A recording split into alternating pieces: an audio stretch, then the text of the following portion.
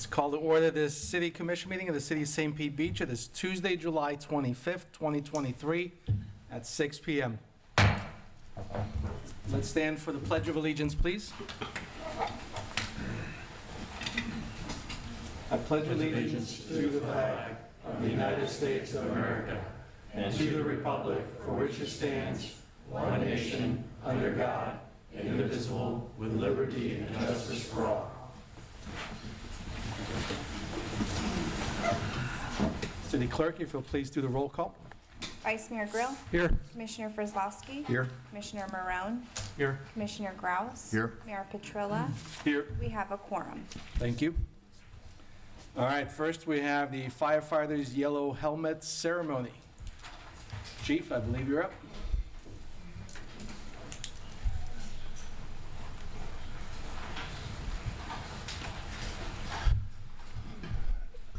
Hello. Typically we do these in-house, but we're trying to do this in a more special way and moving forward. This is the yellow helmet ceremony that represents a firefighter moving through his first year of probation and becoming a full-fledged firefighter at the end of that year through testing and training and all the trials and tribulations that go along with that. Firefighter Mike Zamparelli here has moved through his first year, his first probationary year, and tonight is the night that he's going to receive his yellow helmet. This yellow helmet represents him completing that task. And typically our safety equipment, nobody touches our safety equipment, but tonight's a special night. Before we came inside, I had everybody touch Mike's helmet that has helped him in this past year with his training and helped him move forward through this past year to complete it. And that represents the help that he's going to have moving forward through his career as well. The next time we touch Mike's helmet is when he retires, and we all sign it. We say goodbye, and he moves into retirement. The final person I want to have touch Mike's helmet tonight is his father, Chief Zamparelli. So, Chief. You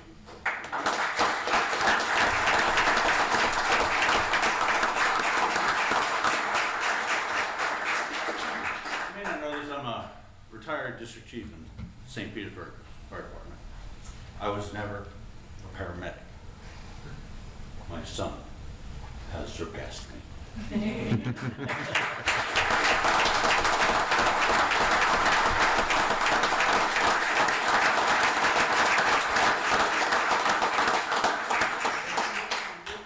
Thank you. Thank you. Oh, all right. All right, Chris, smile.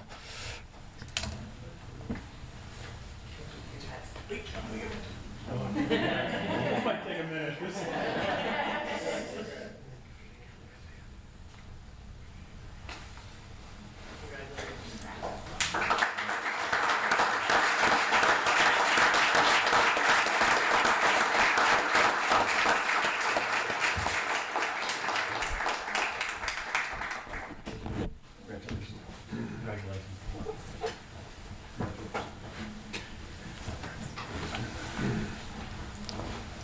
All right, congratulations.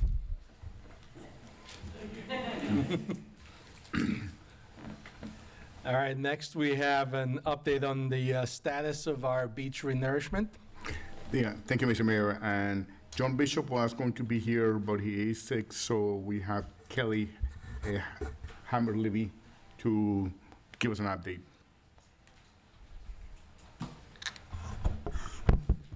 Sorry, I'm a little short.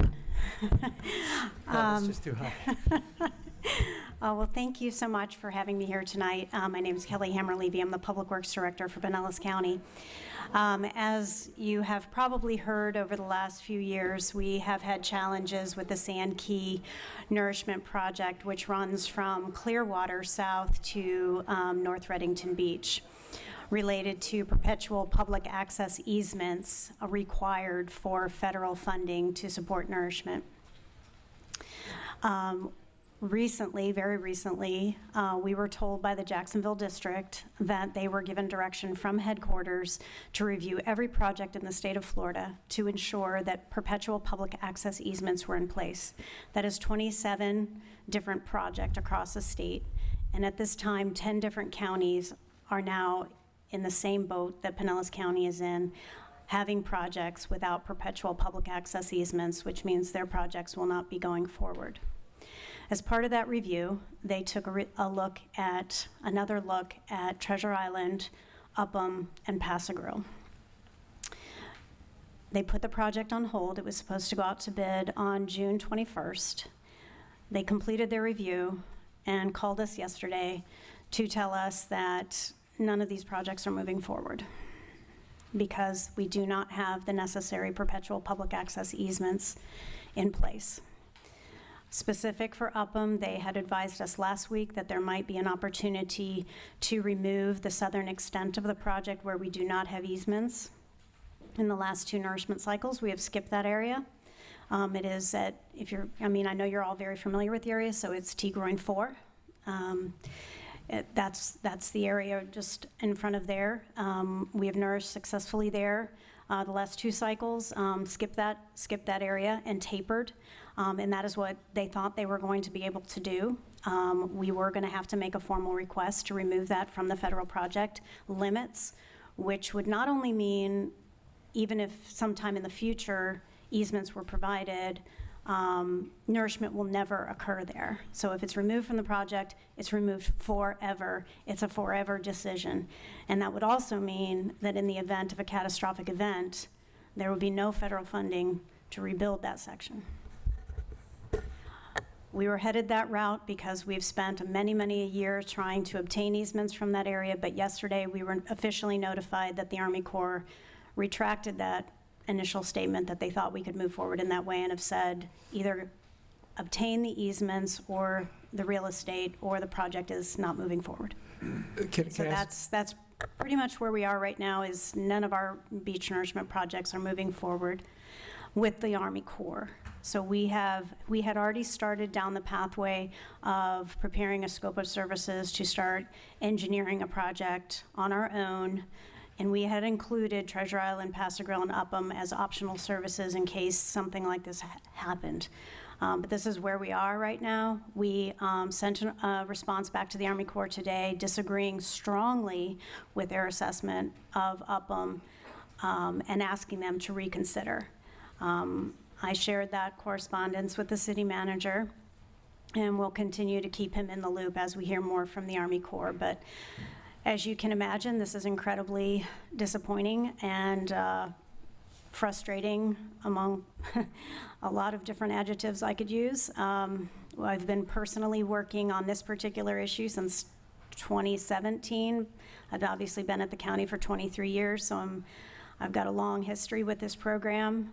So to go from having such a collaborative and participative relationship with the Corps to having essentially a stalemate here is very, very discouraging. So, would you be opposed to answering a few questions for us?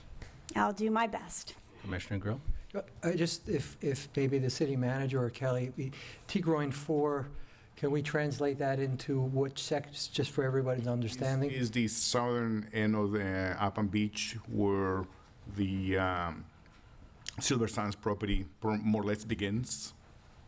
So that's You see those groins over there? Yes. Right, that's what Yes. she's talking about. So the- T-Groin 4 is at the So southern extent. in order to get this project to move forward, we need perpetual easements from the property owners at Silver Sands. I mean, let's, All 3 parcels, all 3 correct. parcels, building A, building B, and C. Yes.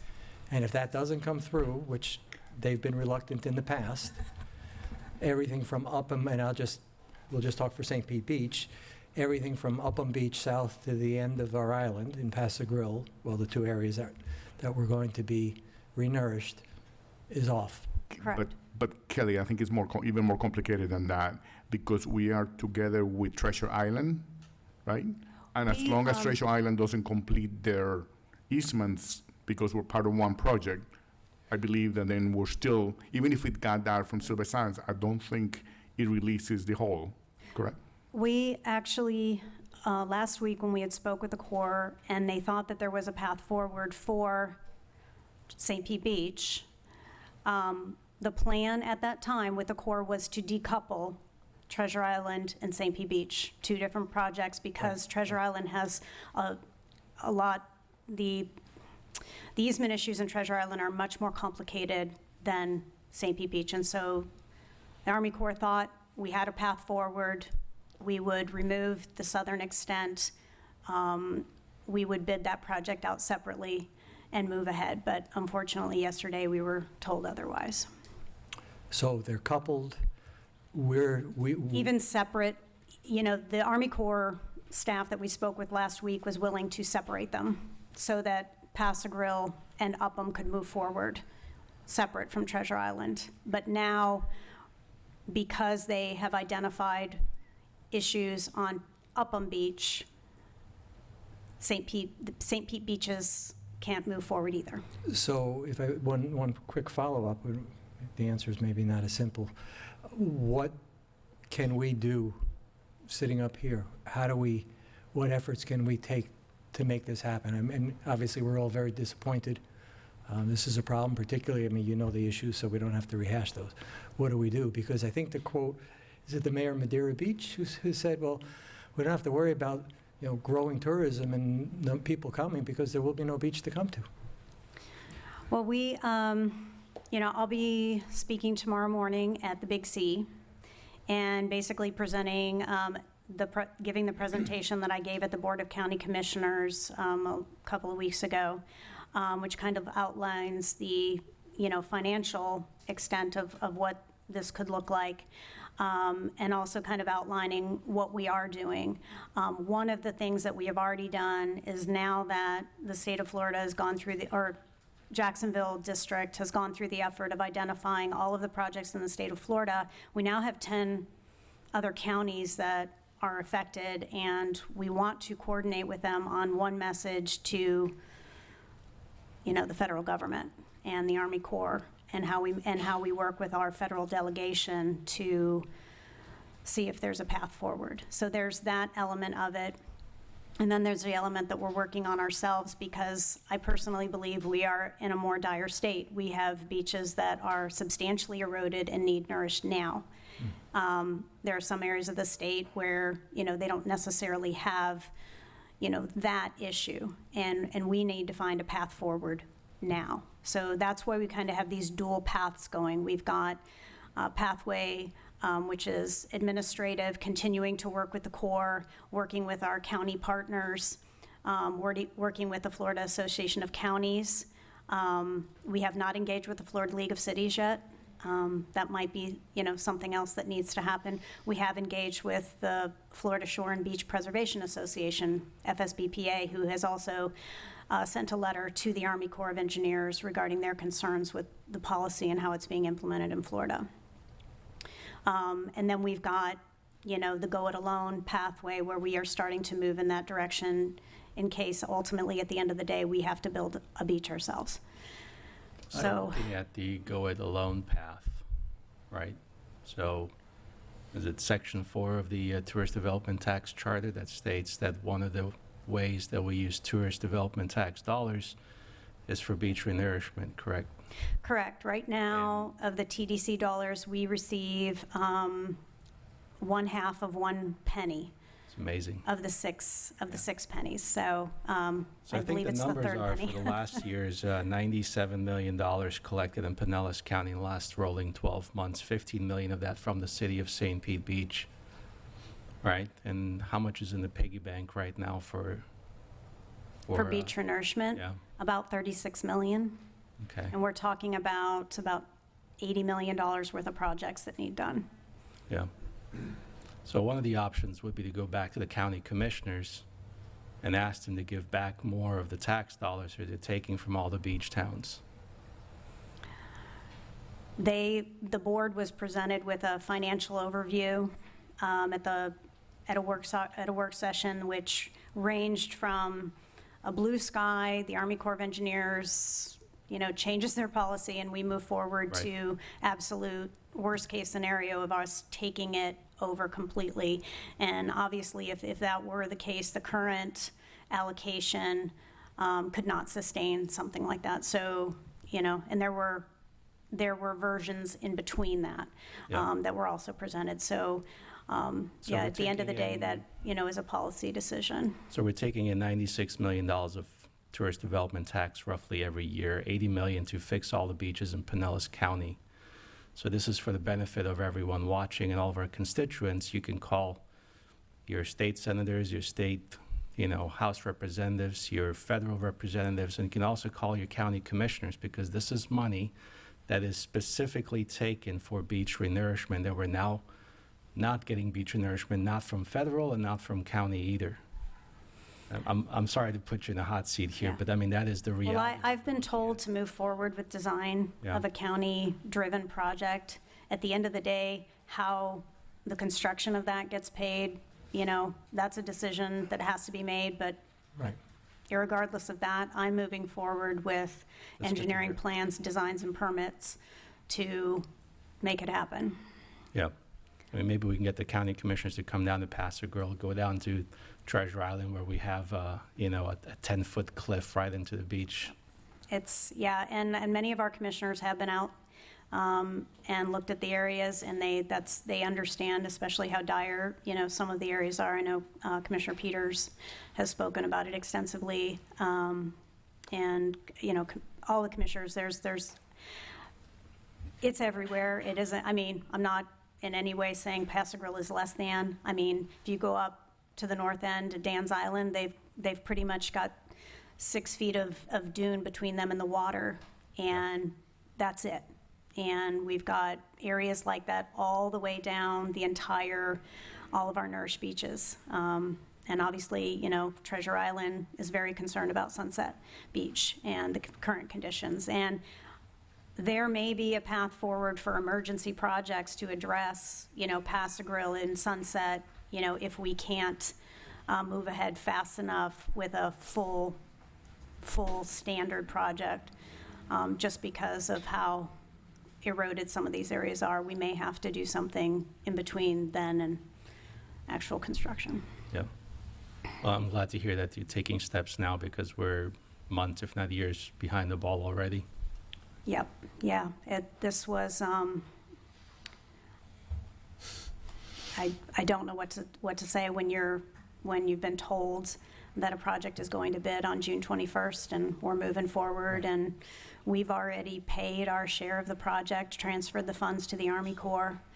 We've accepted dollars from the state of Florida, for the project, and then to be told, time out, we're not going. Yeah. Quick question, if you don't mind. Can you give the residents a sense of time frame if we go it alone?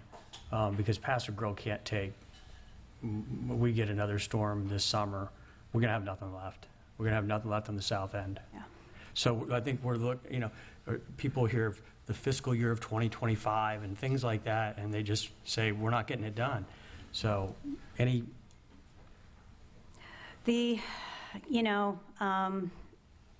talking with the Army Corps of Engineers, I did just point blank ask them, because the other piece of this is, if we were to do a nourishment on our own, are we jeopardizing any future federal funding? Are we basically saying, well, we don't need you, so we're going? And they said, no, that's not the case at all. It's, within your purview to do a project on your own. And we did kind of ask them, what they felt would be necessary, which they outlined, the 3 different permits we would need, which we're expecting, but they've already done all of that work because they'd already designed the project. So they said they would just give us everything, which could expedite a project here. I can't put a timeline on it because it would be dependent on the federal agencies and the state agencies agreeing to accept that information and assign a permit in the county's name. But again, like I said, we're kind of, on the design side, we're kind of going down 2 paths. The standard project, which 2025 probably is pretty accurate, versus an emergency fill of areas like Paso Grill and Sunset, which may require truck-in material, is an interim measure due to the extent of the erosion. So we're looking at both. Thank you. Commissioner? The perpetual easements that are being asked to sign of private property owners, are they asked to sign an easement for just the new fill? Or are they giving up any of their land? It's still their property. The easement allows for public use, like recreation on the beach, and for construction of the beach. But Those two. for only the new portion or the entire portion? In this particular area, the Army Corps was told by headquarters to go back to the historic extent of fill. Where was fill placed historically? I believe the first nourishment of Upham was back in 1990, and that line goes way up almost to the seawall of the Silver Sands. So it's all the way into the dune. Now, obviously, people don't recreate in dunes, and that's part of the conversation we've tried to have with the Corps. The state of Florida is not really happy when you start to hear about people destroying dunes. They, get involved and enforce on people. So, that, not in and of itself, but it is a perpetual public use and construction easement. It covers both aspects. Yes, it's disappointing in a lot of ways, but especially since the two areas we're talking about are the public beaches. Yeah, I can show you maps that we have shared with the Corps on numerous occasions on portions of Sand Key where the easement they're asking for is almost 100 feet away from where any work would be performed. And it just gets incredibly frustrating. They're like, well, yeah, but, in the future, a storm could hit and require total construction of the beach, and we would need an easement over that area to do it. And I said, yeah, you would, and we would go after those easements to reconstruct at that time. Right. But they're insisting that the easements be in place irregardless. Well, we appreciate, at least on my behalf, I know you've been working hard for many, many years, 23 years, I guess now, and appreciate everything you've done. And I know you're on our side. Anything we can do to help out, as the mayor and my colleagues have said, we're happy to do anything we can do. Yeah, and I'm going to continue. I will continue to keep Alex up to date, the city manager up to date on this, and I'm sure he will share information that I provide. Doing the same with Amy Davis, the city manager of Treasure Island as well. This is obviously a real setback, an unexpected setback, and so we're going to adapt and adjust, to ensure the safety of our community and that we have a beautiful beach out there for people to come visit. Good. Thank you. Thank you so much. Thank you. Yeah, thank you, Kelly. Thank you for coming.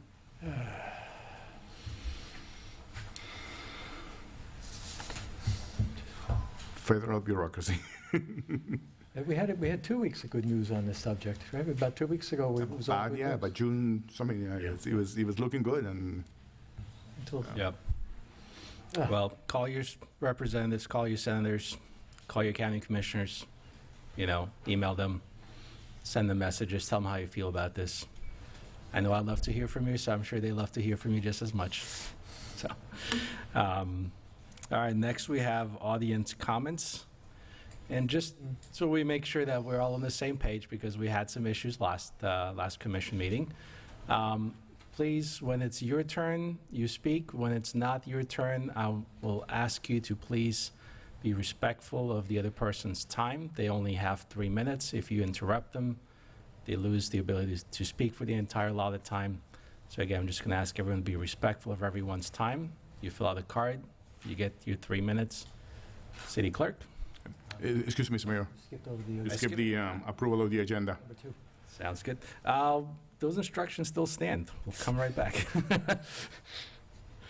All right, any amendments to the agenda?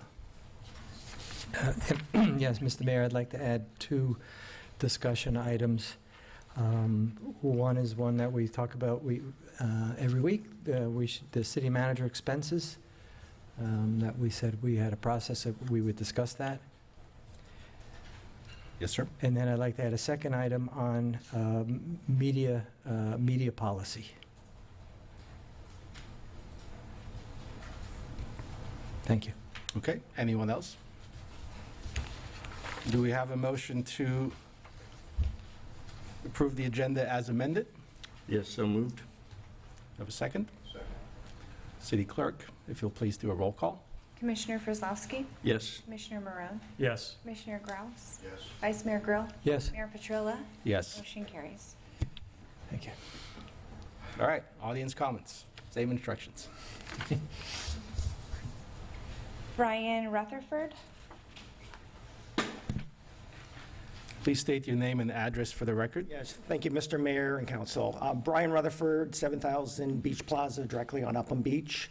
Last week, we had a district meeting, District 4, and we had the sheriff come out regarding some issues that have been going on, and I guess he felt a little bit under attack when he really wasn't being under attack. He's a super individual. And our concern is that he said in 2013, we went in a contract with him, with the department, and it was a good contract, and it lasted up until just shortly, a while back, and that contract was canceled. I don't recall any personal discussion between the residents here, the business owners, of how that was canceled. Who canceled the contract with our sheriff's department? How did they get the authority to cancel without any public input on it? We're in a situation now where we're probably going to have to go into a new contract with him. And it'll take him 5 minutes. He's a professional police officer. He knows his districts. He knows what we need. He'll go, you need this, this, this, and this, and it'll cost us $200,000 or $300,000 for the extra hours and manpower. He'll tell us within minutes of what we need. Our concern is there's somebody that has canceled the previous contract we had with the department, not to our knowledge, and it's left us exposed. In his own words, we are not being protected, we are not being covered. The sheriff actually said that multiple times, that we are not being protected here with the present situation. So we would really like to know who has that authority, and if we enter in a new contract, is that the end of it? You gentlemen here are our guard keepers. You're keeping the gates. You keep it open or you keep it closed. We come to you for that. We have a serious issue with the Sunrunner. Everyone knows it. I won't go into all the issues. I'm sure other people will have told you a million times what we got going on. But we actually, that Sunrunner comes across Corey Causeway. It's opened the gates of hell to us owners and business owners here. And it's going downhill on a weekly basis. And grateful that Bob came out, I know personally, but that he came out and actually spoke with us. He's ready to do what needs to be done here, but we need to know that we don't go in a contract and 6 months from now, whoever it is that defunded the police the last time does it again. The officers we have that are here right now are frustrated because they just don't even have backup. They come out to make a call on the beach and the other 2 officers might be down the other end. It's just not fair to the officers that we have that do a great job. So we would really like to know who has that authority to cancel a contract that we had with the sheriff's department. That's really what we really would like to do. We need to go into a new contract, definitely. Thank you. Thank you, sir. And we do have contract renegotiations coming up before long, right? Every year, the contract gets renewed and approved by the commission, correct? But just to clarify, we do have a contract with the Pinellas County Sheriff's Office. It's never been canceled. Yes, It's never been canceled or, quote, defunded. correct. It has. I think, We actually said I- it Right. was changed midterm. Oh, that's not canceled. just to clarify, yeah, it was, the contract was not canceled. There were some things that were changed and maybe taken out of, and we're going to be meeting with him and seriously taking under advisement whatever he's recommending for us to address the issues that we have. So, next comment, please. BJ Lawson, Please state your name and address for the record. Good evening. My name is BJ Lawson at 5407 Leilani Drive. I'm speaking here today as an individual, not in any capacity of my service on board for the city. And I'm really here to speak a little bit about what we've experienced since moving to the area back last October. My wife and I relocated here, and we're right at the end of the street from a brand new Sunrunner stop. And at first, that sounded like a great idea. We could just jet across the peninsula to dinner and go to the pier at St. Pete. That sounded like a great, wonderful way to avoid parking or traffic hassles. But 9 months later, things are much different than we expected. I've been talking with many residents who have been seeing the same things that I've been seeing, where we have folks who are using the Sunrunner who clearly are neither going to the beach nor going to work. And as a result, we're all seeing the effects of that. It's gotten to the point that I was interested enough in what I was hearing from my fellow residents that I went to the Pinellas County Sheriff's Office website and downloaded the crime records for the past 2 years. And if I could potentially project this, this shows you the first 6 months of the year, St. Pete Beach crimes by month, as reported by the Pinellas County Sheriff's Office. Blue is 2022, orange is 2023, and as you can see, as we've transitioned into this summer, our overall crime rate in St. Pete Beach is up by about 36%. So the anecdotes that we're hearing and what we're seeing when we watch the happenings along the beach, they're real, they're in the data. In fact, in the first 6 months of 2022, we had a single assault. This 2023, we're up to 10. We have a battery has increased by 21%, burglaries up by 23%, all thefts have increased 93%, and we've had an increase in vandalism and trespass. Those have each more than doubled. So some people may think, well, gosh, this is just correlation, this isn't causation, but at the same time, when I hear about people's bikes being stolen, folks who drive to the beach don't generally steal bikes. And I've personally seen people get off the Sunrunner who are dramatically incapacitated and then start playing with traffic in Gulf Boulevard. So we're at a point where our PSTA is proposing to indefinitely extend the fare-free Sunrunner and keeping this as a free service, which I, as a resident, and many other folks I speak to, think that that's just a terrible idea. If people are coming on the Sunrunner, they need to have an economically viable reason to make that trip. They need to pay a fare. So my question for our City Commission, what can we do as residents, and what can you all do as our City Commission to help us put a fare on the Sunrunner and address this dangerous trend that we're just seeing now? Thank you. Thank you, sir.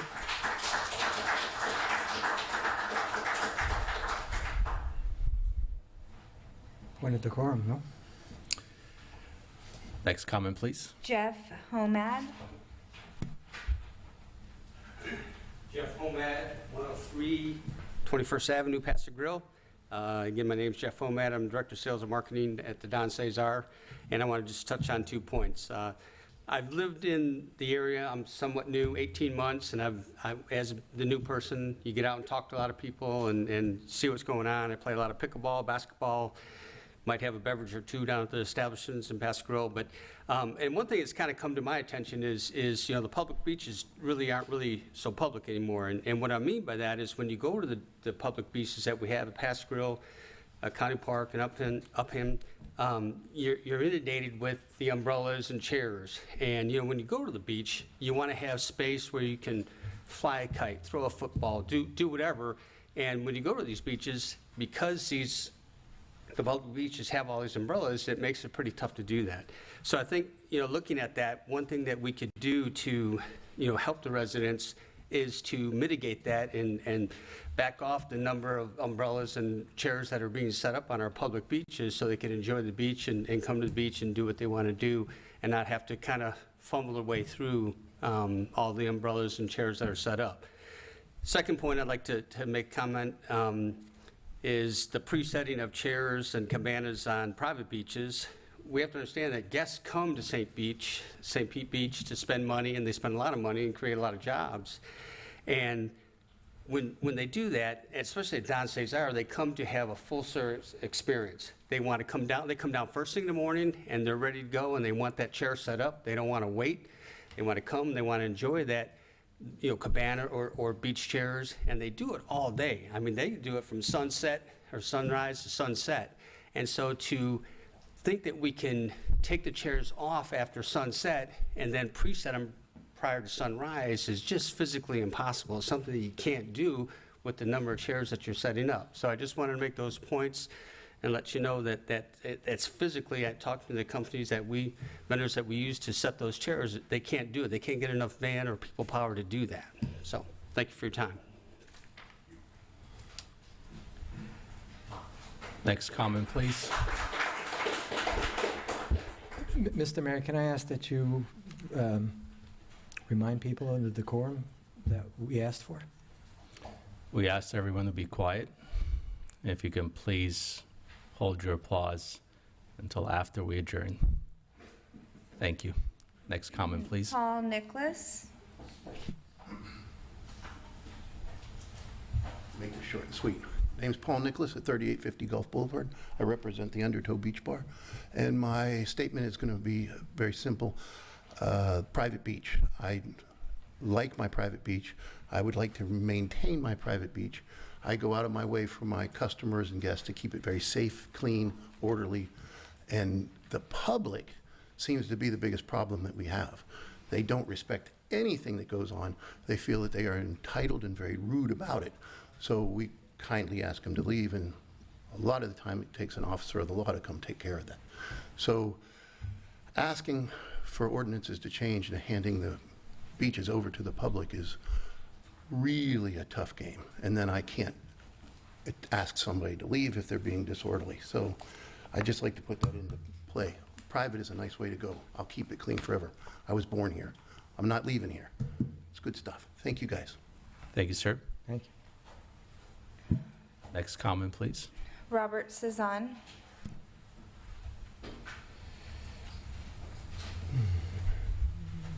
Good evening, Robert Cezanne, 4506 Gulf Boulevard, Plaza Beach Hotel. Also addressing the comments on beach ordinance.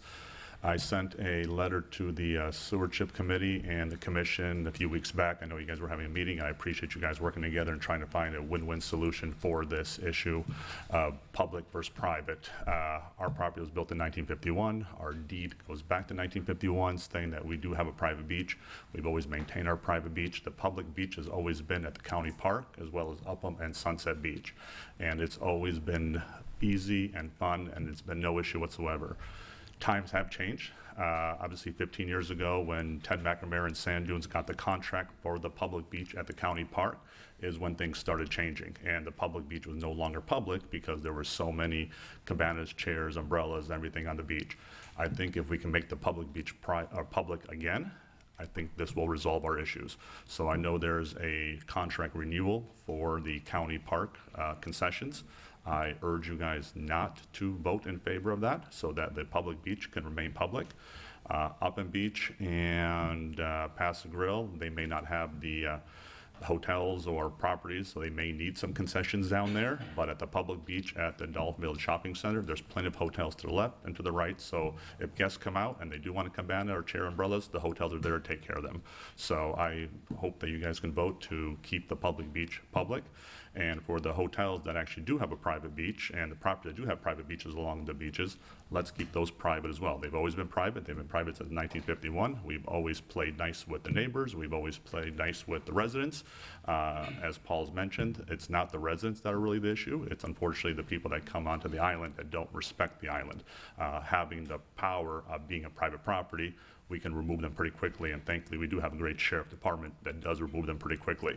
But that helps because we have a private beach. If we have a public beach, it makes it a lot more difficult. So I hope that we can keep it private.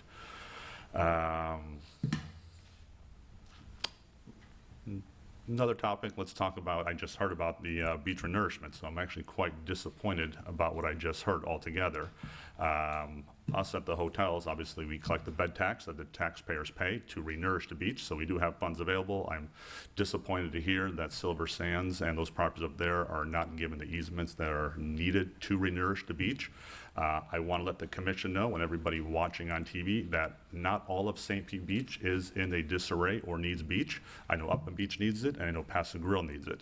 From about Alden or even PCI down to the Don Cesar Hotel Row, we've got plenty of beach. Our beaches are open, we're fine, there's no issue. Actually, my beach has grown twice the size since 1988 when we bought the property.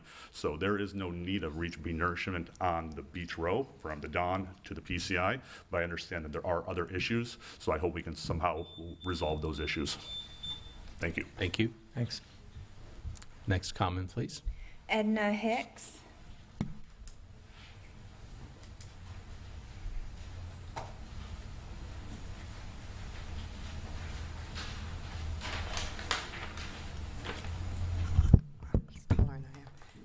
My name's Edna Hicks. I'm on 46th Avenue in St. Pete Beach. First of all, I would like to thank you guys for reconsidering the request to record the Technical Review Committee meetings. I was able to attend the last one for the Serrata, something I normally can't do because of my work schedule. It was quite interesting, and I saw how each box was being ticked off, except the one of the most concerns to the residents of St. Pete Beach. The projects are good, well thought out, but what was not addressed is the magnitude of the project, the increase in density, the increased traffic on Gulf Boulevard, the environmental impact on the beach and our sea life. Not one single comment when the room count of 290 additional units was brought up. My question to you, to the city manager and the city employees, have you listened to the residents? That is our biggest concern, and it is not being addressed. Their lawyers comment, we want to be treated like everyone else. Well, this isn't like everyone else. The scale of this is much greater than we have seen in a long time. We are not against development, just not development at this scale. The city of St. Pete and its infrastructure cannot support an increase in density from the current 40 to 75 beds per acre. What's wrong with the phased approval approach? Maybe approve one phase at a time and see what the impact really is for both the Serrata and the trade winds. To the city attorneys, what can we legally do to curtail the magnitude of these developments? I don't think we're being divisive at all. The people have spoken. That's why we have a new mayor. As our commissioners, we expect the same from you, as public officials, to listen to your residents. The tone of the meeting was that it was a done deal at the CUP. We're just checking off boxes. Can a CUP be rejected or amended to satisfy the residents? And what are the consequences of doing that? We're not fighting you. We're just asking for your support and guidance as our representatives. We do not support 75 rooms per acre. Thank you. Thank you. Next comment, please. John Kurzman. He just stepped out. Next comment.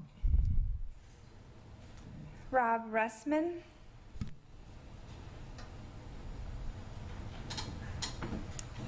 Please state your name and address for the record. Hello, Rob Russman, 5500 Gulf Boulevard, St. Pete Beach. How are you? I'm standing to address the beach ordinance like some of the other speakers have. Basically, we just want to reach out to the board and the representation to foster a spirit of compromise and working together on these items. There is impact for both sides of the fence. People have their concerns about preserving the integrity of the beaches and the beauty of the beaches. We also have to give consideration to the impact it has on private citizens as well as the businesses on the beach. I'll just touch on the basic points that I want to address in the time I have. It was mentioned before the separation of the definition of private versus public beaches. That is something we'd like to have given consideration. And the reason for that is that we really personally advocate the idea that the private ownership of beaches, we take pride in beautifying the beaches, preserving the beaches, keeping them in the best shape possible, policing the beaches, doing trash control, and all the things that go with preserving the beauty and integrity of our beaches. The issue of cabanas on the beaches, I know that's a big issue. The Trade Winds has worked with other hoteliers in the area that to come up with a compromise. The cabanas are a feature that people who come to visit at St. Pete Beach expect in their experience, as it was mentioned before. But we're willing to look at options. Right now we have wooden structures that are heavy, difficult to move. Last year, during preparations for Hurricane Ian, it took us 2 full days with heavy equipment on the beach to stack all those and move them off the beach. It was the right thing to do for the hurricane, but on a regular basis it would be cumbersome and even possibly quite destructive to the beach. We are looking at options of more lightweight cabanas that we can stack and take up less of a footprint on the beach, and so we'd like you all to give consideration to the language that be not too restrictive and help us come up with some compromise. And we're moving nightly. Once again, if we go to a lighter weight model and we're able to stack them, versus removing them completely from the beach. That could be a good compromise that would be good for both of us. The subject of tents on the beach. Once again, it was mentioned earlier that unfortunately sometimes the public use of the private areas does result in people that don't have the same investment, they don't have the same care. And like I said before, if the private beach owners have a tendency to take better care of the property that they are responsible for, I would like you to just give that due consideration. Thank you. Thank you for your comments. Next comment, please. John. I pass it. We need to speak to the speaker. Oh, you're good. Robin Miller.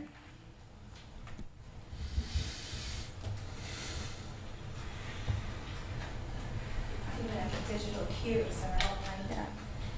Hi, Robin Miller, Tampa Bay Beaches Chamber of Commerce. I'm actually here just to make a couple comments on beach nourishment. I just want to remind everyone that the funding for beach nourishment is based on a user tax. It's not a citizen tax. So that is paid through the hotel tax. If you stay in a hotel, then part of that 6% goes into the nourishment fund. That's out of the 40% allocation. I also want to remind the commission, in case you did not receive my packet, I think I did send it to the mayor, Patrol. I'm not sure I sent it to the entire commission. The majority of the hotels that are represented under our chamber have signed onto a letter advocating to increase the allocation for that nourishment fund up to a full penny. The Tourist Development Council has requested on 2 occasions to increase that by 0.25% to bring us up to 0.75. Those are the things, I'm sorry, that the county probably is not going to advocate for, right? Because she's wonderful and that team is amazing. Dr. Levy and Dr. Bishop, we are the best in the state of Florida, by the way. But that is a great reminder to you that your hoteliers that collect the tax, the county pays the administration on that, and they are advocating for that fund. And recall, too, in a letter, and I will send it, is that could be a fund just not for beach nourishment. We call it sand mitigation. A storm comes in and we've already nourished. We want to make sure that that fund is full sand mitigation use. So calling our state legislators, really, no offense, Mayor, but we really need to work together on this, and I think those letters will demonstrate to you that your tourism community, the people that collect the bed tax, are totally on board with the nourishment discussion. So thank you. Next comment, please. Jeremy De Silva.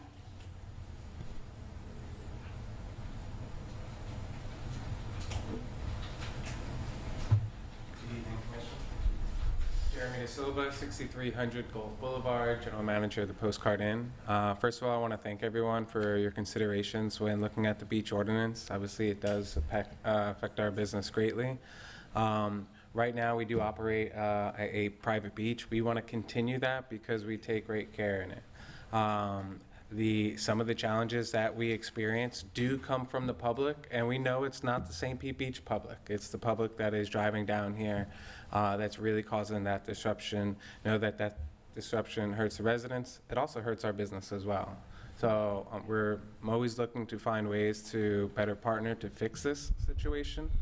Like I've mentioned in the past, our business model is based on the anticipation of guest needs. So being able to preset our beach in anticipation of these families of people who are traveling to enjoy time, their most valuable asset when they're on vacation, that's why it's so important that we want to stage our beach so we're there waiting and ready for them.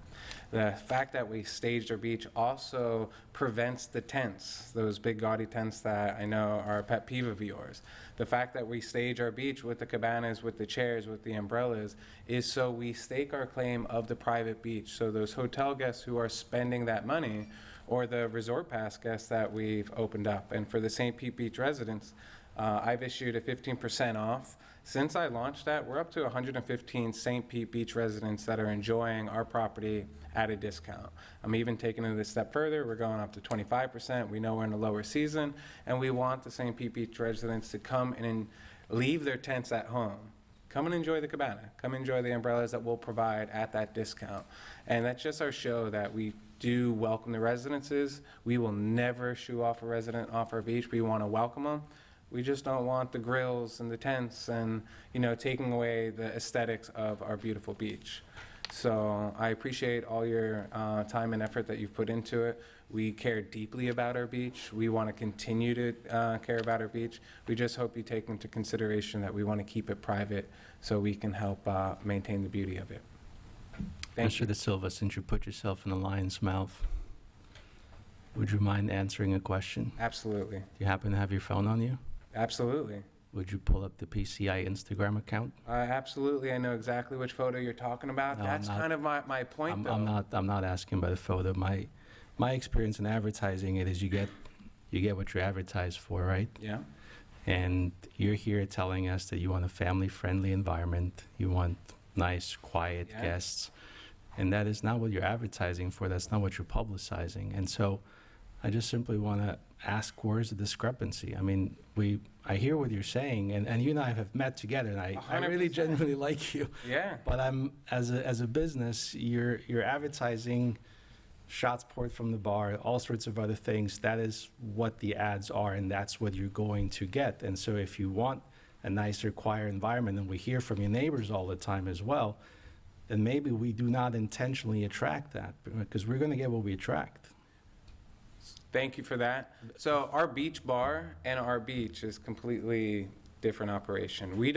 I've committed since the beginning of this year that I will not put a stage out on that beach. I will not submit for a permit to have a party out on that beach, and I've been true to my word that I have not put any, from last year before I was at this hotel, they were doing major parties on the beach. I haven't done one thing on the beach. We keep everything at the hotel property. So everyone who's going to the beach, right, those aren't PCI guests. They are having their own party out on the beach, which is actually hurting our beach. And yes, what we do at our bar is they're not going to the beach. We are having a fun and eventful place at our bar, which I respectfully have kept off our beach. We want the beach for the families to go and enjoy that area. But everybody to the right of that, and I'm sure you saw the video, they were not patrons of ours. They brought their coolers, they brought their tents, they brought their speakers, they brought their generators, and that diminishes our beach. What's happening on the property is not leading onto the beach. They're out doing their own thing. And I hope you could really see the difference that what was happening on the beach was actually a tarnish of what was happening at the property itself. Everything we do to keep our property lively with the entertainment stays on property, does not go out onto the beach. I appreciate your question. Commissioner Grill may have a comment or a question. Since I'm the commissioner for District 2, just remember the music, the DJ, it doesn't stay on the beach. And we can talk about that offline. The noise, it comes off the beach, comes eastward. I'd love to have that conversation with you because we take decibel readings 5 times a day, especially on the weekends, because we will never touch any noise ordinance. We'll actually be multiple decibels below the noise ordinance because we don't want to affect our neighbors over at Silver Sands. And, we do 5 readings a day to ensure it. Now, we've designed our system where all the speakers face towards the building and they are not going outwards. And if it's being protruding, it's no different than any other business that is having music that kind of bleeds into it. But I'll tell you, you will never be able to get us for any type of noise violation because we are always going to be within it. And our music stops while the sun is out. We don't go into the evening hours like some places do. When the sun goes down, our music goes down. Well, I'll just point out, and I know this isn't a PCI discussion, a PCI meeting, I should say.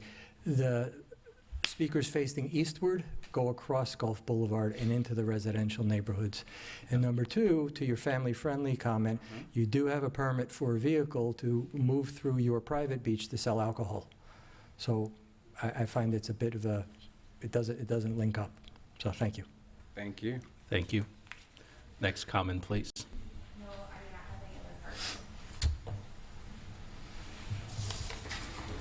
All right, next we have item 4, consent items.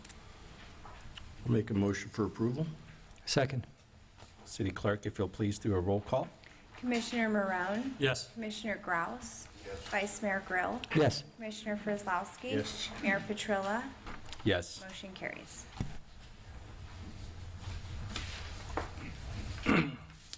Next, we have action items 5A, the city clerk contract and annual performance review. Yes, Mayor Commission. So thank you for taking the time to meet with me individually. I know it's been a couple of months since we did that to get it on the agenda today. I've included the items that we discussed. So the first thing is my contract, my current agreement, and then my job description, followed by my goals and objectives that were defined last year. And in red, I added things that I accomplished that were outside of our previously agreed upon goals and objectives. And then I provided for 2023 to 2024 goals and objectives of myself in the office. So with that, I'm here to hear you and listen. All right. Commissioners? Want to start at one end, or? Yep, we'll do like we did last time. We'll start with the Commissioner. Well, I'd just like to say that I appreciate everything you do. I think you're doing a fantastic job. I think that you've gone above and beyond, and with education and moving forward with your, education. I appreciate that, and I don't have any negative comments to say whatsoever. Commissioner Groh? Thank you. Let me just, sorry. Look, in my view, Amber, I think, has done an exemplary job for the city. And as our city clerk, I find her to be very supportive, knowledgeable in the subject matter, and it keeps us and the city on a straight path. And many of us really don't know many details what's required to run a city clerk's office for a municipality. I continue to learn, and I've come to appreciate just how important the clerk's role is for our city and any city. I believe, the name of a city clerk, I think, is a bit of a misnomer, because it's not, we all have our preconceived notions, what we learned in school, what does a clerk do, and that's really not what this role is all about. But it helps to ensure that we provide the appropriate services for the those that are under the clerk's office, and ensures at the same time, and very important, that we follow and comply the myriad of applicable legislation. And there is a lot of legislation, and I know sometimes we have a lot of debates both internally, where we need to do it this way or that way, and with residents to say, wait a minute, this is a very simple, for example, public records request. Well, there are a lot of regulations, there are laws around it, and there's a lot of downside that we need to do right, and Amber does a fantastic job in that area and in many areas. So in addition to that, in her daily activity, she goes beyond the routine responsibilities. As Commissioner Grau said, she looks for ways that we can improve the city, gets involved with things maybe that are outside of what we may believe is traditional clerk responsibilities. She takes a lot of time to review the subject matter, to learn the subject matter, and teach us, certainly, and teach me on how things need to be done, so that we can make sure that we're doing it appropriately for the city. For some examples, she's assisted departments with digitizing their records. She made efficiency enhancements to the public records portal. She did a lot of research on our lobbying process that we put in place, and we implemented it last fall. So there's a lot of activities that, again, were in red and above and beyond what we expected, and the plan that we had put in place a year ago. And she's also recognized by her peers. I find that, as for all of us, one thing is to be recognized and do a good job, but then also as a professional to be recognized by your peers and external organizations. And for those of you who don't know, Amber did along with our librarian, was asked to do a video about what the elections process for the the Pinellas County School Board, and that was shared with high school students and middle school students so they can learn about processes. How do we teach the next generation? How should this work? And she was also asked by her, the Florida, I got to read this, the Florida Association of City Clerks, where statewide clerks get together and learn about clerk things. But she was a co-chair for their annual conference, again, an education session. So, you know, that's also, you know, great recognition, not only from internally, but by her peers in the county and of course, the state. So she's built, you know, she has a great team. They're a small team, and they keep the city clerk's office running very efficiently. So I thank you for that. Thank you for your contributions for the previous 12 months. Thank you, Commissioner.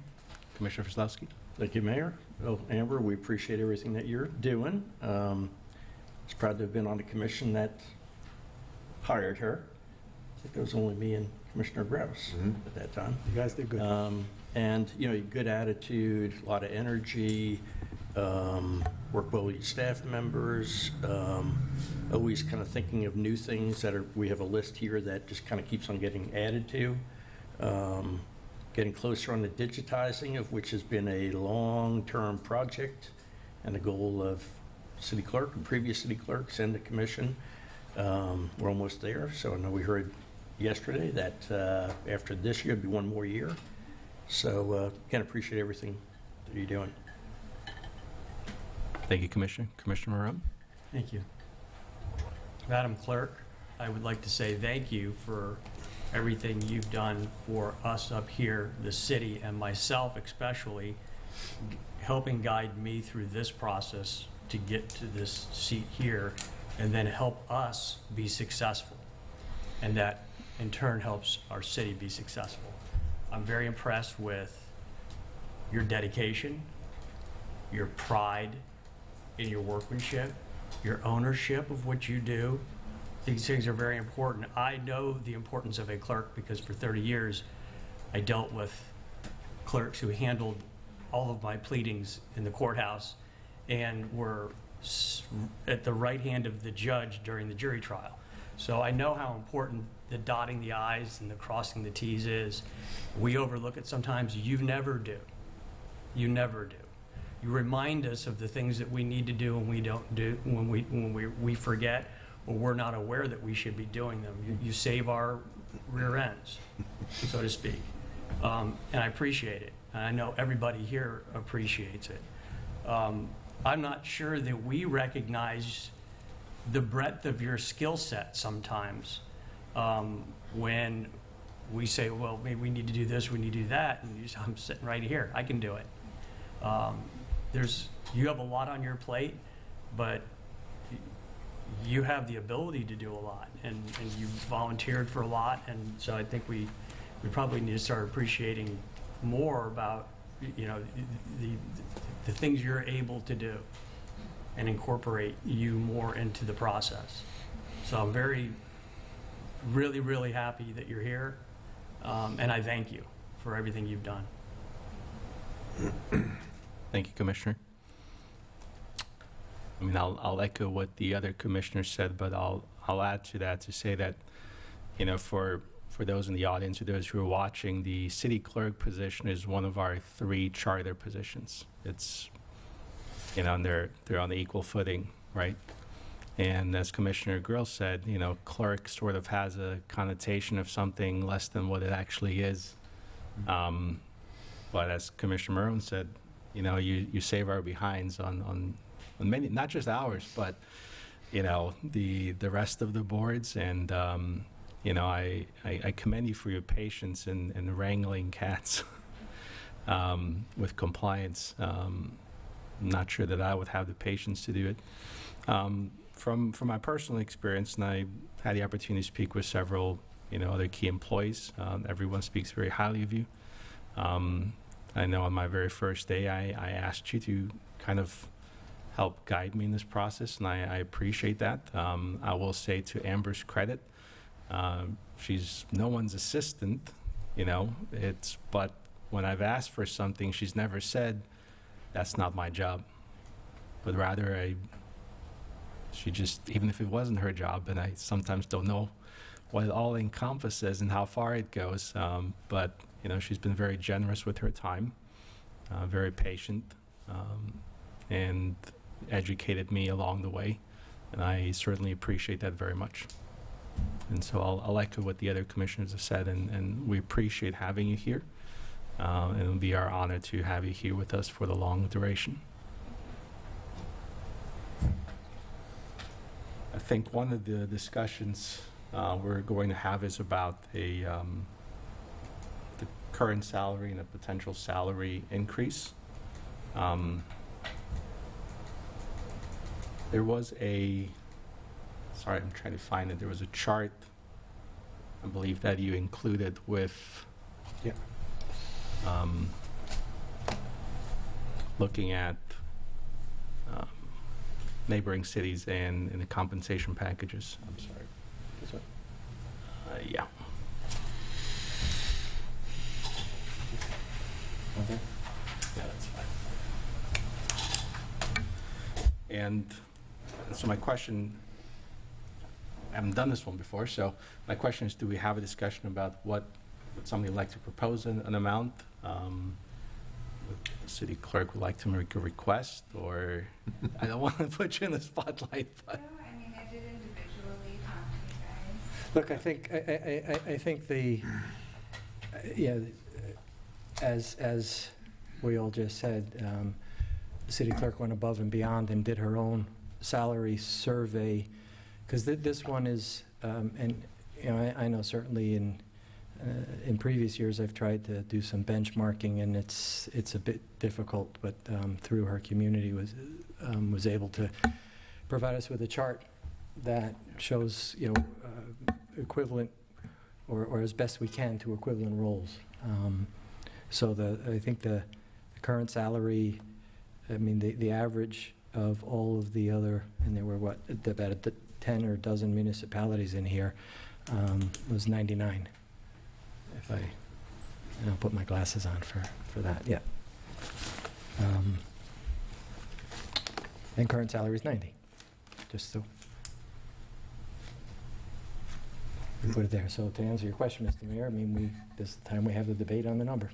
Yeah. Yeah, I wanted to give consideration to 110,000 based on the years of experience that she has, the education that she has, the efforts that she's made to improve herself, the value I think she provides to this city, and our overall and overarching objective is to invest in our people.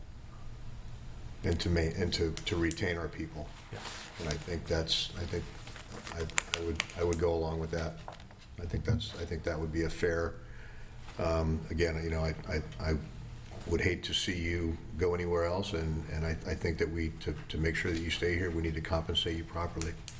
I would be willing to entertain 110,000.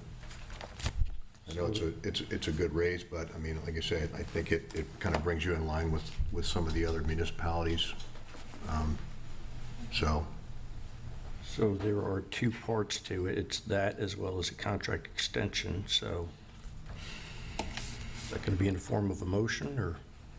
Because we might as well talk about both of them at the same time. I thought some folks had some comments, so I was just going to wait to hear from them. If not, I'll move. Well, and if I just may speak on the term real quick. In the agreement, it actually renews for 1 year reoccurring until it doesn't. Okay. So there's not really an end term, so to speak, Okay. but if the clerk would like it to specify until August 16th, 2024, we can add that in the amendment when we deal with the salary increase.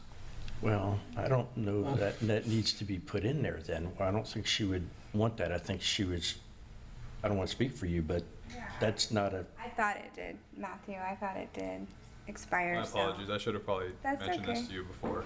Yeah, because I would say. But I think that's good that you clarified that, because it is. I'm thinking that shouldn't be part of the motion unless somebody wants it. I don't think the city. No, I was thinking like a number with a 6 or a 7. You know. Yeah, I think it's automatically changing unless. We're putting a number in, not a 4.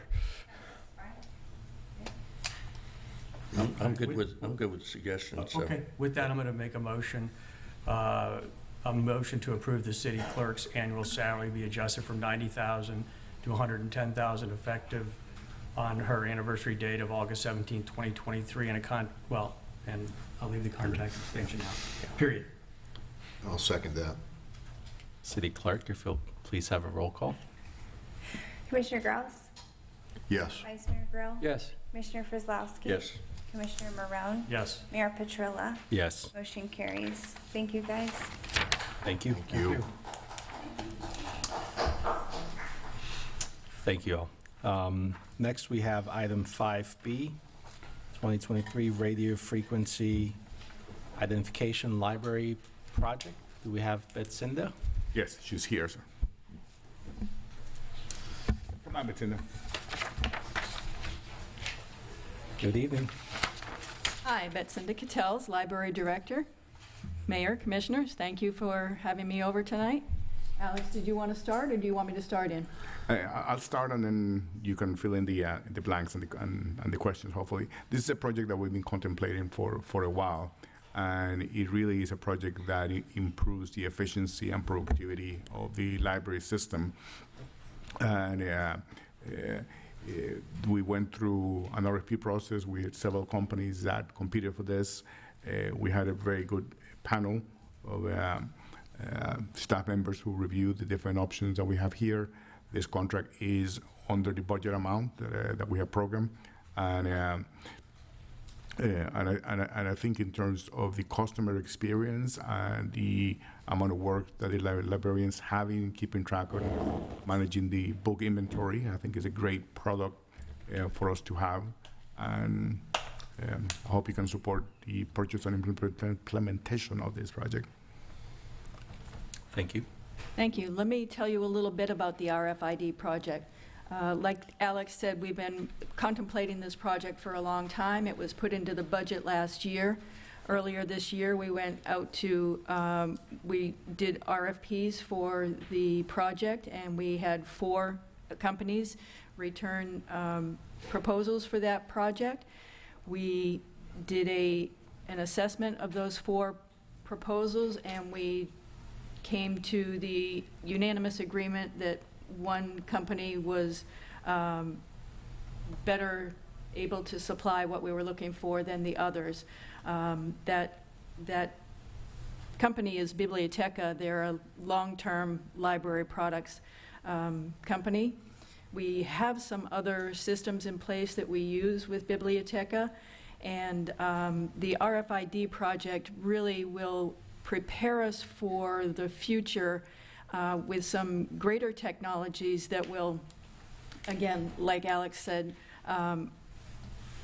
increase the customer experience and make it more seamless to use the library for those people who want to self-check out, and for the staff members that are doing the checking out and the checking in. RFID is primarily an inventory control product, and we're going to be using it as such. I'm happy to answer any questions that you might have. Thank you. Commissioners? You said we do have some experience with this company? We do have experience with this company. They currently supply our self-checkout machine. They also do some online resources that we participate in, so they run the gamut between hardware and software, and they do everything equally well. And they do a good job? They do, and one of the things that I've come in contact with on multiple occasions is that if you have a problem, they get right back to you. The customer service is exemplary, and that makes all the difference. Oh, yeah. Nobody wants to wait online for 3 hours getting an answer. I have a question about so we're going to do the gates, RFID gates at both entries? We are looking at separating this project into 2 distinct phases. The first one would be tagging all the materials, getting an accurate inventory of what we have in the library, upgrading our machines so that when we are checking out materials or when the patrons are checking out materials, it's being done correctly, because we think some of our inventory control problem is people inadvertently walking out with materials without checking them out properly. So once we get that system in place, and then we have an accurate view of whether or not materials are walking out the door and not planning on coming back, then we may put the gates in. If we do put the gates in, it would be necessary to have them at both the front door and the parking lot side of the library, so that we don't have to watch people. So I'm looking at the cost breakdown on page 81, and those gates are about a quarter of the cost. So if we approve this, you're not necessarily going to do those? You're going to wait? Is that a wait and see type of thing? It's a wait and see type of thing. The project in itself is going to take a long time. If you can imagine, every piece of material in the library has to be touched. So that will take a while, but you are right. We may not end up spending all of this money. It depends on whether we think the gates are going to be necessary to control the inventory. Okay. Because the other thing about those gates, I know there's a lot of pages of stuff in here. There's a direct mount and there's another underground mount, but I'm assuming we didn't prep for that when we did the renovation, because each manufacturer's is slightly different, so you couldn't have really prepped for it, but it's a lot cleaner and nicer, no tripping hazards if all that is buried, which you would typically do with a new construction project. Yes. So that's just my other comment, is that I don't know how we could have done it differently or better, but unless we were going to do this way back when we did the renovation, which obviously hindsight's easy. We were hoping to get the RFID project done before the renovation, but timeline didn't work out, and it seemed more important to do the renovation with the dollars we had at the time. And yes, you are right. There are two separate ways to do the gates. We can do a walkover type of thing, or we can go to the trouble of getting some channels cut into that into the concrete for the electricity. I don't know that that would be necessary. We do have electrical access close by. That was going to be my little comment. I couldn't remember where the power was. It is along the perimeter. Okay. It was originally along the perimeter in the original building, and it is still there. So we wouldn't have to go as far as some other libraries would. They'd only have electricity in the interior. Well, I like your idea of holding off for now, and you're right, you can't do it. That's the last step anyway, because you have to have everything else set up. Right. Or the gates don't make any sense. And it may not be necessary. Yeah, okay. Good, thank you. Thank you. Thank you. Question I had was, we had some discussion on this yesterday, and I'm trying to understand the payback from the investment, as we have for any investment. What does this get us? So if it's at about a quarter, if the gates are about a quarter of the price, so we're looking at $30,000 roughly, and potentially we do the gates later. But you mentioned that if the project is successful, there's further technology that will implement later, potentially. So do we need to look now at holistically where we are and what the plans are as we go forward? Because so we'll buy the gates, but then we'll come back and what if we don't have the money next year or the year after? Or if we don't do the gates and we say, well, now it went from 40K, and I don't know, is the project 100K, 200K, 300K? So I'm trying to get a holistic view. This sounds to be step one into a longer-term project, but should we not stop and look at the longer-term project, which, sorry, this is the first time I heard of that, or that I remember that, so that we get a view, so that when we go through and look at a project, we do it once, not a piece or a piece or a piece, as we would in a park, for example, in Egan Park. We talked about, okay, we'll do these pickleball courts, we'll do a basketball court. We said, no, wait a minute, we need to go back and look holistically at how we do the park, so that otherwise we'll have a park that's not finished, but it has nice pickleball courts and nothing else, because we don't have the money to fit it out. So is that something we should do, or is that possible? I love technology. I could give you a wish list of technology this long that I would love to see in the library, but for practical purposes, we are an 8,200 square foot building, so we can't have all of the bells and whistles. You did mention return on investment, and we did talk briefly about this yesterday. This first part of the project will not give us a return on investment that is equal to the cost of the project over the short term. Over the long term, however, how many items are missing? How long have they been missing? If they've been missing for a long time, they're probably not coming back. If we can keep others from going out the door inadvertently or on purpose, then we start to increase our return on investment. But this project alone won't do that. What I'm hoping that this project will do is set us up for technology later on that will give us a return on investment, and particularly reduce the amount of staffing that we have to have. There are technologies coming out every day that work off the RFID project scheme. Some of those include shelves, a regular bookshelf that when you bring your materials back to the library, you can put it on the bookshelf if it's tagged with RFID, and it's immediately checked in. And then if the next person wants to grab that, they can grab it and go, and that takes a whole step or two out of the process that staff has to take care of now. So smart shelves, there are smart carts, so that if you put it into the cart out in our alleyway, it gets automatically checked in. These are things that we can't implement without RFID, but they're also not necessary now. They can become necessary as situations change. If we want to reduce the staffing, if we want to reduce hours, we could buy pickup lockers for after-hours pickup of materials. We can buy vending machines and put them in separate places in the city with a smart cart attached to it.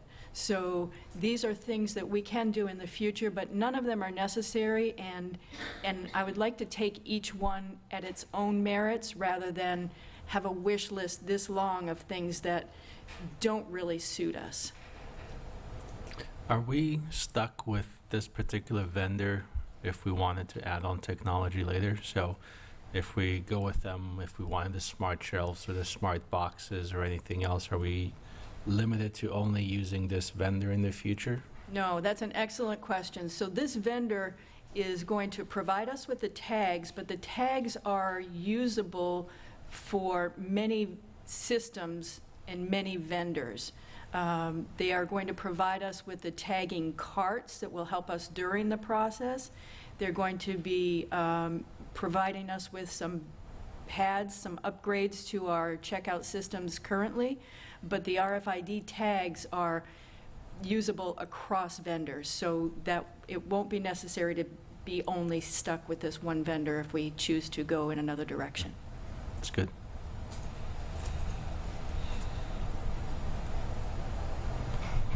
Any other comments? Do we have any audience comments? No, sir. Do we have a motion? I'll make a motion to approve the award of the Library Radio Frequency Identification, RFID, project to Biblioteca, and authorize the city manager to execute the contract, the agreement. Second the motion. City Clerk, if you'll please do a roll call. Vice Mayor Grill, Yes. Commissioner Frizlowski, Yes. Commissioner Marone, Yes. Commissioner Grouse, Yes. Mayor Petrilla. Yes. Motion carries. Next, we have item 5C, the lift station underground power conversion. Yeah, and Mark Clark is here. As you've seen in the write-up, this is a little bit of a complicated scheme, so Mike is going to take it from the very beginning, because we did install the lift stations, about 2 years ago, 2.5 years ago. And as we're now doing the undergrounding project, there's some reconfiguration that needs to happen as a result of that. So Mike is going to walk you through the thought process as to how we got to where we are.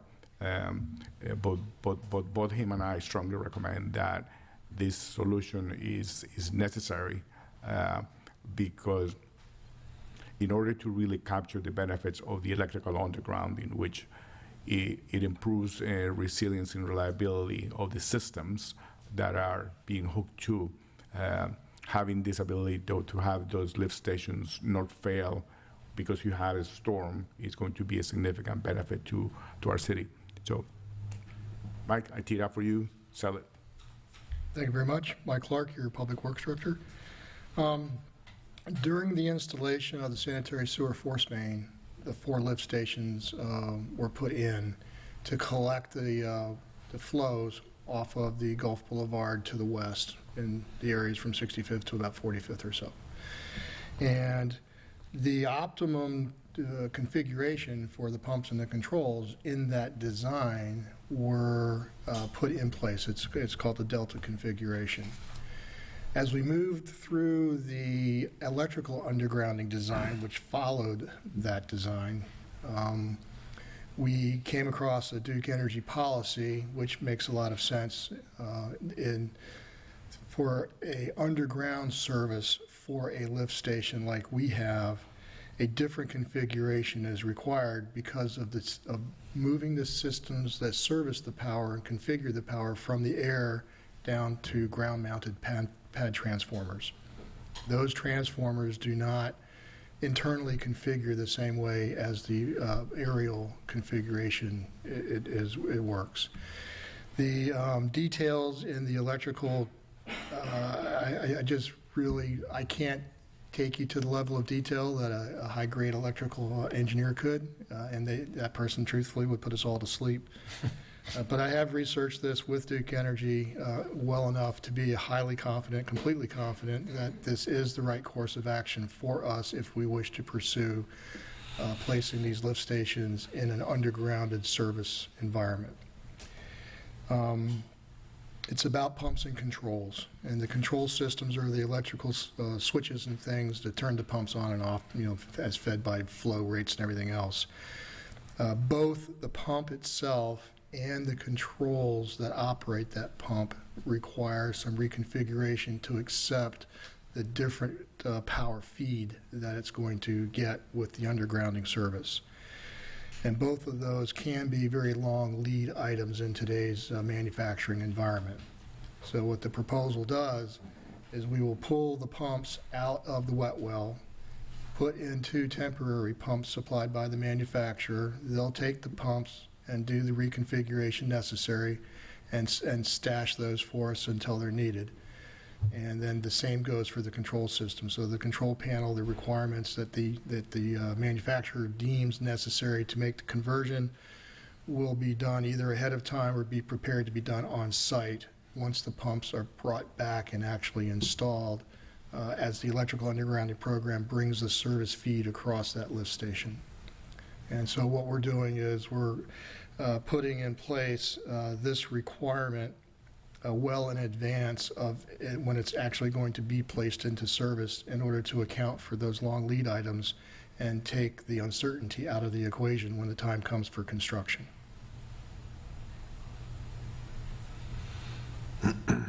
This is one of those cases where I could go deeper. I'm not sure I would serve you well with my electrical expertise. Did we glaze over yet?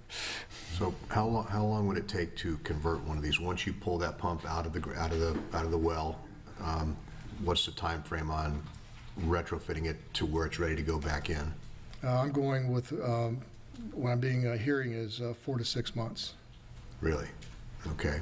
So it would be out there. We would be using the pumps that are supplied by the vendor to keep the system working, and then we would have plenty of lead time they would be ready to go back in.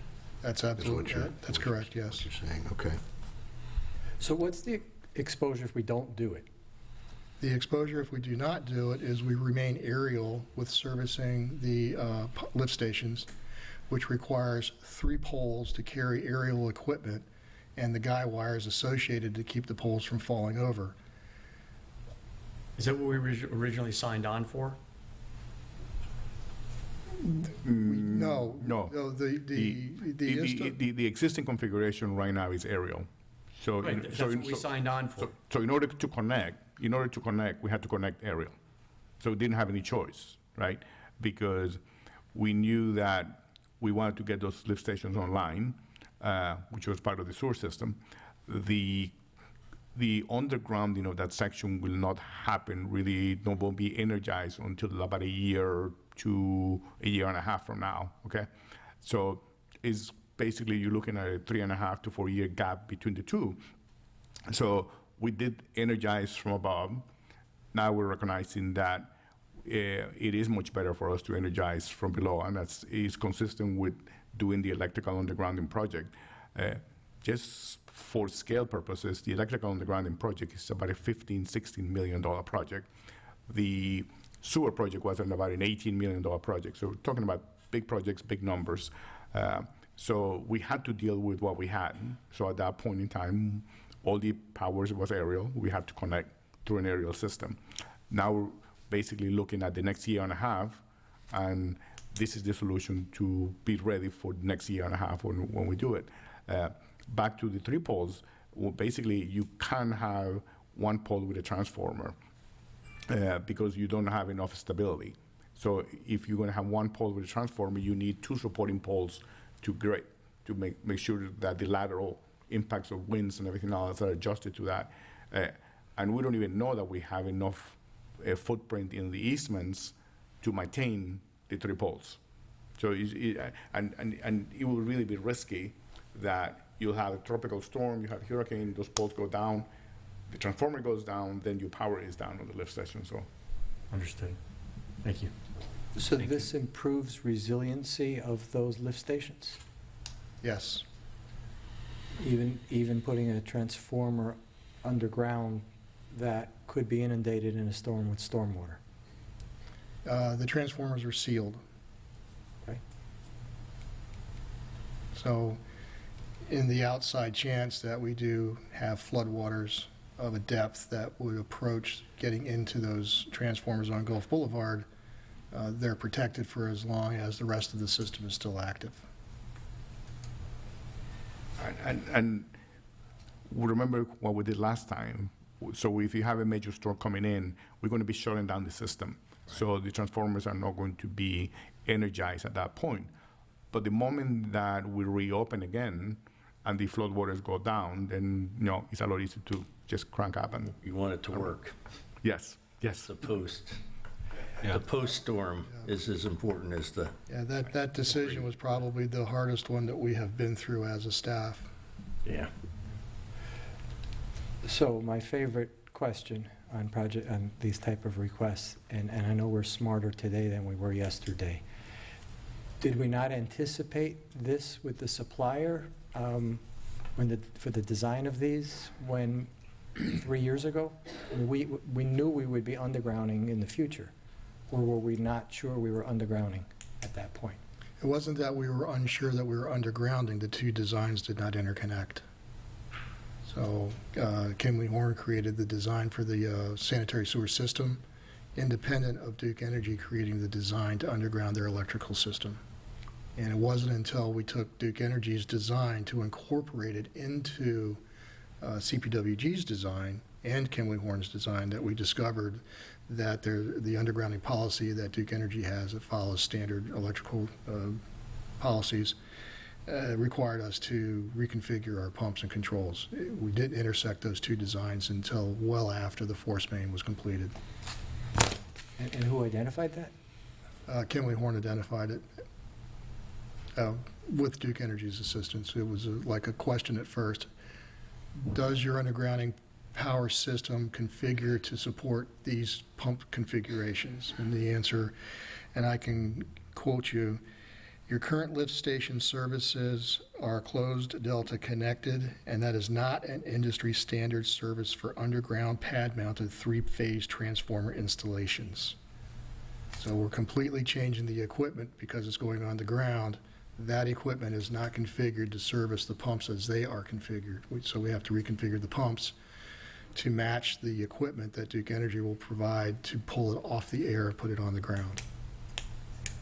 And as you said, Commissioner, vision in retrospect is a lot easier. Yeah, sure. Right, so. Of course. No, I just wondering, what do we do different next time? Well, we won't have a project like that, but. I ask myself that every single time I have a project, and I find myself before you in these situations from time to time. It's not that we're building the airplane while we're flying it, but we do have a lot of moving parts that sometimes we don't connect. Had we connected it up front, the pumps would still have to be rehabilitated, because the power that they are operating on now is the power that's being provided to them. But the power that they're going to operate under later is different, so that changes the pump. So either way, we're in this configuration regardless of what happened. And we're going back to Xylem, however you say their name. That's correct. As the sole source procurement. There is no procurement process for this. They're the manufacturer. They did the pump, so we have to go to them for this? Yeah, this is one of those cases where I really don't want to take my Toyota to the Ferrari dealership for an overhaul. So we want to have the manufacturer of the pumps be in charge and control the reconfiguration of their pump and their control system. So I think sole sourcing in this manner is the right way to go. I had a couple questions. There were 4 different pump stations, and they were not all designed by the same engineer, correct? Correct. We have 1 in Kimley Horn, and we have 3 in CPWG. One with George F. Young. That's correct, yes. Okay. But even though there were 3 different engineers, they all designed it with that same configuration? Because that's what I was going to ask, did the designers not know, couldn't they have anticipated? But it's kind of interesting, you had 3 different designers that I guess all designed it the same way? One followed the other. Okay. And I don't know how, is that stuff still under warranty? Is there a chance it's going to avoid a warranty, or how does that work? Going back to the manufacturer negates any issues with warranty. The pump that's being reconfigured for us will come back to us as a brand new pump with its own brand new warranty. Okay. But the reconfiguration is a request from the customer for something different, so it's not really a warranty issue. Okay. Yeah. Okay. Okay.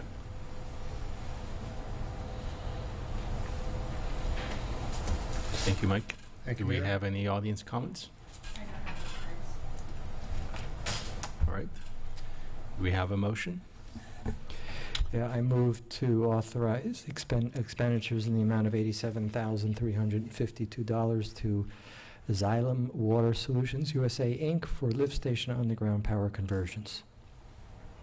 Second. City Clerk, if you'll please do a roll call. Is it 52 or 25? Yeah, the number is 87,325. It's different on the agenda report as it is on the... Do you have 325 on yours? I have 87,325 on the one I downloaded. Is that not correct? That's correct. You said 352. Did I? The one online is 350. Yeah. I'll put my glasses on. I'm sorry. Well, this one says 352. So one of them says 352 and one says 325? Let's go with the higher number just to be sure. No, 352 is what Okay. I'm sorry, I put my glasses on. Okay.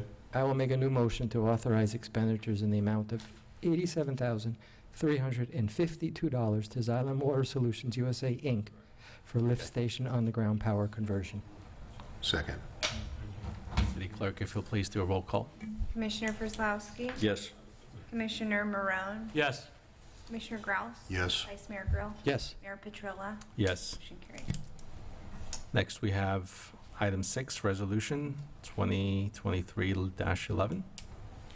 Yeah. Resolution 2023-11, a resolution of the City Commission of the City of St. Pete Beach, Florida, establishing the fiscal year 2024 proposed millage rate scheduling public hearing dates for budget adoption, and providing for an effective date. Yes, this item basically sets up the proposed millage rate for fiscal year 2024. It is operationally basically the highest millage that can be imposed for next fiscal year, and we're recommending that we maintain the same with the current millage rate at 3.15. And it also sets up these public hearing dates for the proposed 2024 budget for September 11 at 6 p.m. and for Saturday, September 23rd at 9 a.m.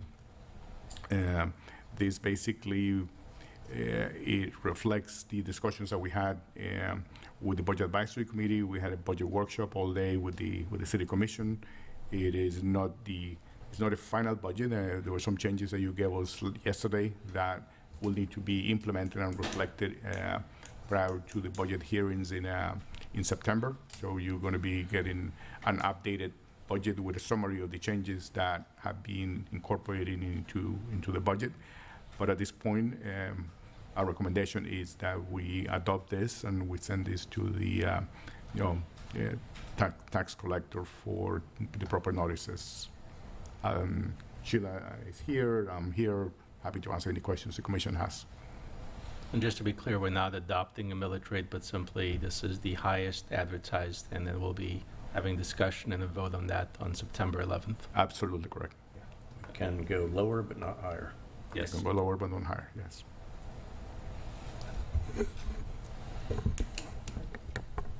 I'll make a motion for approval of Resolution 2023-11. I'll second the motion. City Clerk, please do a roll call. Commissioner Marone? Yes. Commissioner Grouse? Yes. Vice Mayor Grill? Yes. Commissioner Frislowski? Yes. Mayor Petrella? Yes. Motion carries. Next, we have items for discussion. 7A, the lobbyist quarterly reporting. City Clerk. Yeah, so Commissioners, I gave you all a revised report from the last time we had this discussion. I filled in the people who have reported since and highlighted the 5 board members who have not submitted. I did want to point out that the 5 planning board members that are the last 5 members on the list, when I sent out my reminder, I hit planning and thought it was going to planning board and it was going to the planning department. So when I came back from the meeting last time, I just realized that nobody from the planning board had reached out to me, which is very odd. Then I went back and looked and realized my error. So I sent them an email and I gave them a revised deadline of July 21st, which is what I wrote on your guys' report, so you can see that at the bottom of your report. 4 of the board members did comply almost immediately. 1 did not. So you were late with your reminder, but is it correct that everybody had received the original instructions that said it's due by do not send it in before July 1st? That was the email that I failed to include planning board and hit the word planning, thinking it was going to On the original one? After that email, I did not send another email. That is my reminder email, and it's on my calendar. Yeah. Okay, I got it. To do that. So that's where the issue was. So I guess we have 2 issues, or to me, 2 points for discussion for the commission is, number 1, how do we get these people closed? Because we need to close this report. And then number 2, what do we do going forward? Because I think, if I remember back to all our discussions, nobody really wanted to have to chase anybody to do what just should be just a routine quarterly report. I think we just, we appreciate everything that our board members are doing. 2 of mine are on this list. I'm going to call them. I didn't call them last time, so, I'd like to think this is just an innocent thing. Busy people, typically that's who we get to support our city and do things. So I think it's as simple as that. Let's just contact them. I'm going to do, my 2. And yeah, I was going to say, I'm sorry, Commissioner. I was going to say, this is really this is not the first time they had to report, but this is the first time that we really instituted the one email from me, right? I'm the type that wants to send reminders. So we instituted that, and we also instituted the 10th of the month, right? So I think I would want to see if they are perpetual. Are they going to continue this behavior? Then that would become a discussion. I think in fairness, I send out a reminder to them, and then in that reminder say, please watch out for the next email that will come in September. And this is the new way that the city is deciding to handle these quarterly reports. I think that would be a fair way to approach this, because Commissioner Frzowski, to your point, yes, they are volunteers, and this is something new, and this is new all around for the city. Also, I created a new volunteer application for our boards, and I professionalized it in that I included some of the requirements that we've all discussed as of late, having to attend the 3 meetings. So it's a 3-page application, and on the second page it points each board. It'll have a section for each board, and within that section there's bullets on this is the date and times that these boards meet, and then at the end of that there's a signature block acknowledging that they can commit to whatever boards they've selected this 3 attendance requirement. And then I've also included the sunshine presentation that the attorney and I are going to continue to do annually. And that's another acknowledgement that they recognize that that is another requirement of attendance, right? So as I was thinking about that today, I could include something about lobbyist reporting too. And then button that up and maybe have each of our board members just fill out a new application and put that on file too. So that was another idea. That'd be great. Hopefully with all these rules and regulations, we don't scare up full of volunteers. And the Form 6 requirement, right? I know, And the Form 6 requirement. I think I'll just say it because I feel like I have to. The whole lobbying thing, I think, is a good thing, but I sort of, I don't know, like you heard the executive director of Chamber of Commerce say, I'm considered a lobbyist. I told her, I said, you need to register, and she did. But, even myself, I go around, I've been an architect forever, and so even now, I don't even know if the city of St. Petersburg has this, but in order for me to go up to somebody at the city of St. Petersburg and say, hey, do you guys have any projects coming up? Well, I got to register as a lobbyist. Yeah. And I'm not going to say, the attorney, I'm not saying it's not a good thing. I'm just saying it's sort of the thought of myself as a lobbyist. So I say one thing, hey, you guys got any projects? And I think register. What I would suggest is that these are growing pains, but it's also a learning experience. So maybe 6 months, a year from now, we can revisit what categories we really are considering lobbyists, because it might be that we're overreaching in some other categories, people that we're really not intended to have in those categories might be. But I think after we live with it, we'll learn more as to which ones we're comfortable including, excluding, adding, all of that. So we'll rely on council for updates on that. So also, just to let you know, I've got a statewide practice. There are 435 cities and 67 counties. So I could spend my whole time just registering as a lobbyist. And I'm just saying there's some unintended consequences. I'm not saying it's not a good thing. It's good when someone comes up to you and asks you for something for you to know kind of what the purpose is. So I'm not saying that's not good. It's just sometimes a little bit of bureaucracy out of control, potentially. I definitely think, maybe the beginning of next year we can revisit it. Because especially for some of the city employees who are just doing their job. Yeah, and the city employees have. I've gotten a lot of phone calls, and I'm trying to guide them through it. But for you all, it helps because of gift laws and ethics. Yeah. I mean, you have other things that you have to worry about. So yeah, we can kind of revisit it. Yeah. So I think the focus was really, we had some development coming in, and there were some meetings being scheduled, Yeah. and we wanted to make sure that everything was for ex parte communication purposes. Right. So yeah, we can definitely. Yeah, no, I understand, and I wanted to make it clear. I think there are some good things about this. It's just, Let it kill us. yeah. All right, next we have item 7B, the Quarry Landings Brownfield. Yes, Mayor, thank you. If you all remember last meeting, you asked me to dig into it a little bit. There were questions on what happens now that the site has been designated a brownfield. Essentially, I pulled all of the documents from FDEP. I sent them to Brett and Alex so that they're public records and we can go through some of these. But what the rep for Pinellas County told me for DEP is now that there is a management plan that's been executed and a rehabilitation agreement that has been executed, that was executed late last year after the Brownsfield resolution that you all approved. You know, it was kind of an interesting conversation because I don't want to disclose information that's not really mine to disclose, if that makes sense, on ownership changes and things that may happen, because I didn't feel like that was my place. But hypothetically is how I posed it, and they said the agreement would need to be terminated, but the property owner is responsible for what was uncovered and would have to address the environmental issues prior to developing. So He has to address it, or he just has to disclose it?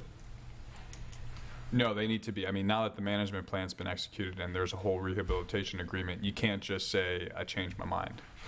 Well, You said prior to development, so if there's no development, they can sit on it without fixing it? There's no urgency from the state. Right, that's what I assumed. Okay. It's It's whoever starts to develop it. Yeah, they're not required tomorrow to start. No. Or, No, because if the owner changes, and I know Kevin's here, I don't know if he wants to add to it, but if the owner changes, there would be a new agreement, right, with a new party that would be Right. executed that would lay out new parameters on how to Yeah. address it. But you can't just not deal with it, right? Right. Whether that's today or 3 years from now, Yeah. it will have to be addressed. So this point came up, or this question, because we were, the first question was, how much would the cost be if the city bought it? And second, what happens to the brownfields? So I think what you're telling us is, big if, we purchase the property, we inherit the problem, and the onus, whatever we would decide to do as a city with that expense to clean it up on the brownfield, as a brownfield, is on us. We wouldn't. well, let me just kind of ask a follow-up question. Is that necessarily true? But if we were to turn it into sort of a parkland where we're not turning dirt, That's a good like question. asbestos, you don't have to remove all asbestos as long as you don't make it friable and disturb it. So I'm not. Yeah, that's where I was headed. I don't. Yeah. Yeah, no, Okay. we're on the same page. Let me clarify some of that, because I've been through this process. If you're going to make it a park, you're inviting little children to come and play there. That is going to start digging in the grass. Yeah. And EPA is going to say that's development. Okay. The creation of a park is development, and you're going to have to remediate. If you just leave it fenced as it is today, but just clarifying the difference, right? Yeah, no, So I know. If it's fenced as it is today and nobody can go, then it can sit there.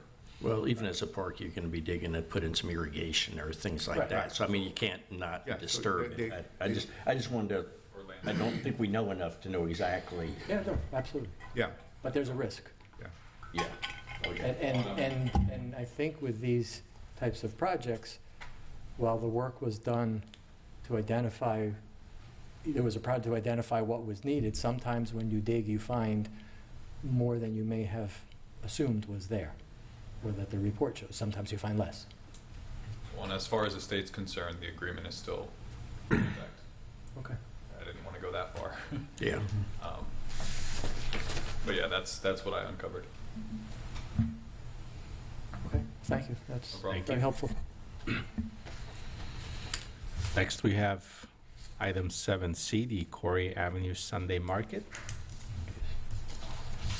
Yes, Mayor. I believe CAVA's attorney, Ms. Graham, is here. 2 weeks ago, if you remember, the commission set out some parameters. I think it gave CAVA 2 weeks to file the application. The application was filed. a week after that commission meeting. It has been processed. I believe there were comments sent out to Ms. Graham and her clients right before this meeting. Some things that need to be addressed in the application. I wasn't involved in reviewing it. However, there was a lot of questions that came up. We've all received a lot of emails. I did speak with Ms. Graham, and she's prepared to address some of the things that you have heard with regards to, you know, CABA as a whole. I mean, the meeting minutes and whether the bylaws have been followed. She did confirm that the bylaws have been followed to the T. I did review Sunbiz. They have updated annual report, new board of directors. So that's as far as I went, but I will let Ms. Graham kind of speak her piece. Good evening. Good evening, Mayor and Commission. My name is Jane Graham of Sunshine City Law, and I represent the Corey Area Business Association. I was not able to attend the July 11th meeting. I was actually only notified of it the Friday before, and when I advised that I actually had a long-standing hearing in Dade City, which ended up lasting till 7 p.m., I wasn't able to make it, and then the item was moved to the beginning of the agenda. So I was a little bit disturbed when I had seen that my client was asked numerous questions without my counsel, and some of them were somewhat baseless. It's a shame that that happened, knowing that I couldn't be there as I had advised. But I'm here tonight to provide an update on the street closure application, which was submitted on July 18th, and answers to any questions that you may have. One thing I'll say is that CABA had submitted the application on July 18th. That was last week. We followed up today. We had not heard anything from the city. And then today at around 4 p.m., we received a bunch of comments from the city staff. And, you know, these are things that CABA wants to work through with the city staff. Obviously, if these are issues, we can do it. But just the timing of it felt like, you know, that's not something we're necessarily able to respond 2 hours later. We have to actually review the specific details. The other thing I would just say that I would like to mention in regards to that is that CABA had been advised to apply for a street closure permit. But in doing the public records request, we saw that TBM has applied for an event application, which CABA had actually previously been advised that that wasn't the right way to do it, and the information in a street closure application seems to have a lot more detail required. So we just, you know, I guess from the outset, I want it to be clear, CABA is, you know, they want to work with the city and make this go forward. So a couple things, just who is the Corey Avenue Business Association? It is truly a long-term friend to St. Pete Beach. It is a not-for-profit that was incorporated in 1978, but it actually was established prior to that in the mid-70s. It was proudly started and hosted the Sunday market since 2010. Now, just so you get the idea, this was CABA's market. This is CABA's market. TBM was their independent contractor. We have the contract here, and there's actually a clause in the contract that says, you know, this is a unique and unusual type of work, and, you know, that CABA would be harmed if there's a violation of this contract. So it's just very clear, and it had been admitted by TBM in some of these meetings that, yes, we were an independent contractor. So no one disputes that. There is some misinformation that's circulating around the community saying that CABA is going to steal TBM's market, but it's just simply not the case, actually. As something else that I do want to mention, as far as what does CABA do, they invest the revenue that they have back into Corey Avenue marketing and St. Pete Beach. And, you know, some examples of this are Tampa Bay Times digital ad, monthly stroll, Gabber free beach ride, things that are published, that are distributed internationally, chamber membership ads, as well as large local events to draw people into St. Pete Beach. I mean, the craft show, the seafood festival had been a big one, which unfortunately that had an end to it, which I won't get into, which Yvonne can talk to that at some point. But, you know, CABA... Ask you a question real quick about the ads, if you don't mind, just because I'm going to forget when you go on to come back to it. Sure. CABA takes their money and they buy ad space. Is that what you're saying? Right. To advertise what? To advertise this. This is an example of... Advertise this. Would you say is this? So this, if you look at the screen, it's Corey Avenue on St. Pete Beach. It's happening on Corey Avenue. It's in no way advertises individual businesses. This is not like Vincent Hunter is saying, I'm going to use this money to advertise Coastal Cottage. That's not happening. This is an example of what these ads look like. This is Corey Avenue, St. Pete Beach. This is, without saying specifically, it does say art galleries, boutiques. I mean, this is for everyone. This is for the well-being of all the businesses on Corey Avenue. This is an example of an event that had actually gone on for a number of years called Celebration, where the proceeds benefited a nonprofit, Sea Turtle Trackers, where, this was another event where people came out, and, this is just an example, and actually TBM had mentioned Sea Turtle Trackers as a partner, but this was something that CABA had been doing for years before as well.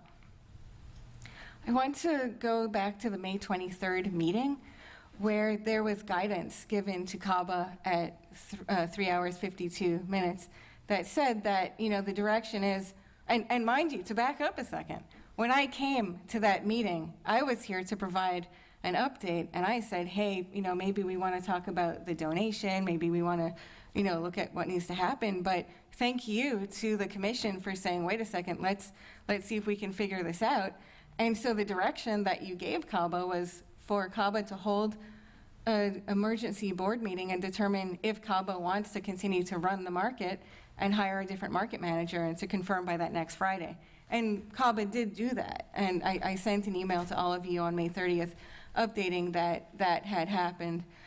There are meeting minutes of that. If there's a need to provide that, we can do so, but that is, what had occurred. Just to point of clarification, the instructions we gave them were to, one, confirm if they wanted to move forward with the Sunday market, and then two, to find, we didn't tell them who to use. They could go back to TBN, so if they wanted to go back to that vendor, so we did not instruct them to find a new vendor. That's correct. We did not instruct them to find a new market manager. Yeah. Right, and I say... And I also think we did not say go have an emergency board meeting. I think it was go figure it out. Yep. Yeah, but I think that if you look at the discussion, it was, if based on the timeliness, if you need to have an emergency board meeting, you can do so. And I do agree, there was not guidance to say find a new market manager, and if I just said that, I misspoke, I apologize.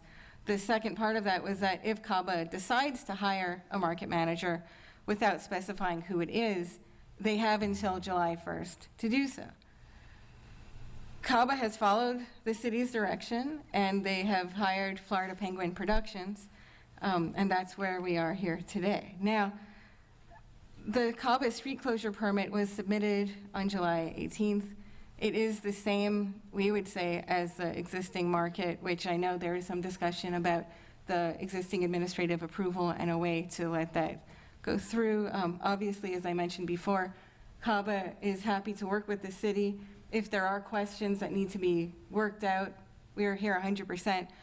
That said, I think CABA wants to be treated fairly, and that if they apply for an event and then someone else who is a for-profit corporation applies for an event, that they would at least, if there's the same process or if there's a distinction in the process, then that needs to be clarified. I do want to back up for a second, if I can. CABA, after May 23rd, despite TBM stonewalling CABA for the last 21 months in CABA's efforts to reach out and continue the relationship, despite TBM actually outright refusing to continue the relationship with CABA in October of 2022, and then again when I had contacted TBM's counsel in November and said, hey, is there any way that we can work this out? And he said, no, my client doesn't want to do so. And that was on a phone call. That wasn't by email. That was on a phone call that I had with Mr. Steve Mendendorf. It was a nice conversation. You know, we were very open with each other. We actually used to work from kind of branch of the same firm. So there's, you know, there's a certain amount of professional courtesy there. So CABA, despite all of this, and despite knowing that TBM had continued to speak with the city since November 2022 of having a contract, TBM to have a contract to continue with completely cutting CABA out. CABA said, you know what, let's give TBM one more chance. We've had a really good relationship with them. Let's see if we can restore that. So CABA sent a letter with a right of first refusal. And they responded on June 2nd. Now, we did give them a deadline because of the July 1st deadline. And TBM said that they would not accept the conditions that were requested, but they'd be willing to sit down. Meanwhile, because CABA had no luck with TBM before in the last 21 months, CABA felt that they shouldn't wait and should continue to look for another potential market manager. And in doing so, they found a wonderful partner in Florida Penguin Productions. And we have representatives from Florida Penguin Productions here tonight who are here to answer any questions that you have. And I mean, as you know, businesses and nonprofits will talk to multiple vendors at the same time and see what is best for them when ultimately making a decision. So CABA, let's go back a second. So, and first of all, and we have the Penguins here tonight. They're happy to talk about, where they are in reaching out to vendors. There were a number of myths that are circulating, and Florida Penguin can speak further to this. First of all, no one has represented that a permit or street closure has been granted. But what happened is there's a little bit of a catch-22, because as part of the street closure application, you need to have a list of vendors. And so to do that, what Penguin did is they looked for vendor lists who would be potential vendor lists. Now, they haven't collected any money from anyone yet. They haven't taken a single payment, but they do have a pre-registration form. And so that information is provided in the street closure permit. There are, I believe, 105 who have pre-registered. There's a good chunk of them who are existing vendors of the Sunday market, and the rest are, people who fit into the same type of category and the same quality as the current market. And it's clear, and Penguin will speak to this, that current vendors have priority and will continue to have priority. So if a vendor comes to Florida Penguin and says, yes, I'd like to, to be involved, Florida Penguin will do so. A couple other clarifications that are still swirling around is, there were some questions at the last meeting about the legality of CABA's board and its elections, and that's really baseless and inappropriate. And I have a copy of the bylaws with me, as well as the SunBiz, if you need to review that show that the individuals who are representing to be the officers are indeed the officers.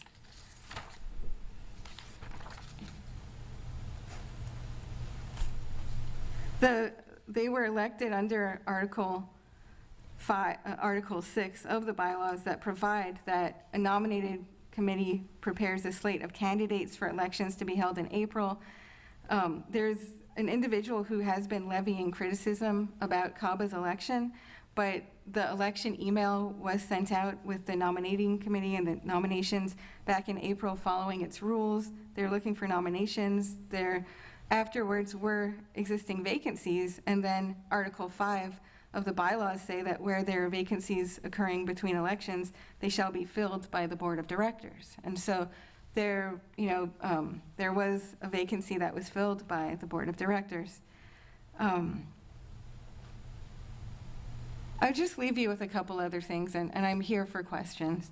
The misinformation that is being perpetuated amongst the city and on Nextdoor and on Corey Avenue and in your email boxes are being perpetuated by individuals that either have some kind of conflict of interest or something to gain. And I'm not here to name names. I will not do that. And without going into detail, these are individuals who are affiliated with foundations who are an admitted beneficiary of TBM. There also had been an accusation last year against CABA for the Pinellas Consumer Services about not following bylaws, which I had to actually respond to, which there was never anything made of that. Obviously, it was frivolous. It's just very unfortunate that we're at this situation right now where there's so much misinformation that's swirling around, and you have a nonprofit that's been a pillar of the community since 1978, if not earlier, that has a wonderful relationship with the city, and we just want to be able to continue the market that they founded based on the existing law and be treated the same. So again, why CABA? It's their market. Also, CABA is local. They're a nonprofit. They're not a corporation. They invest directly into marketing Corey Avenue and the community.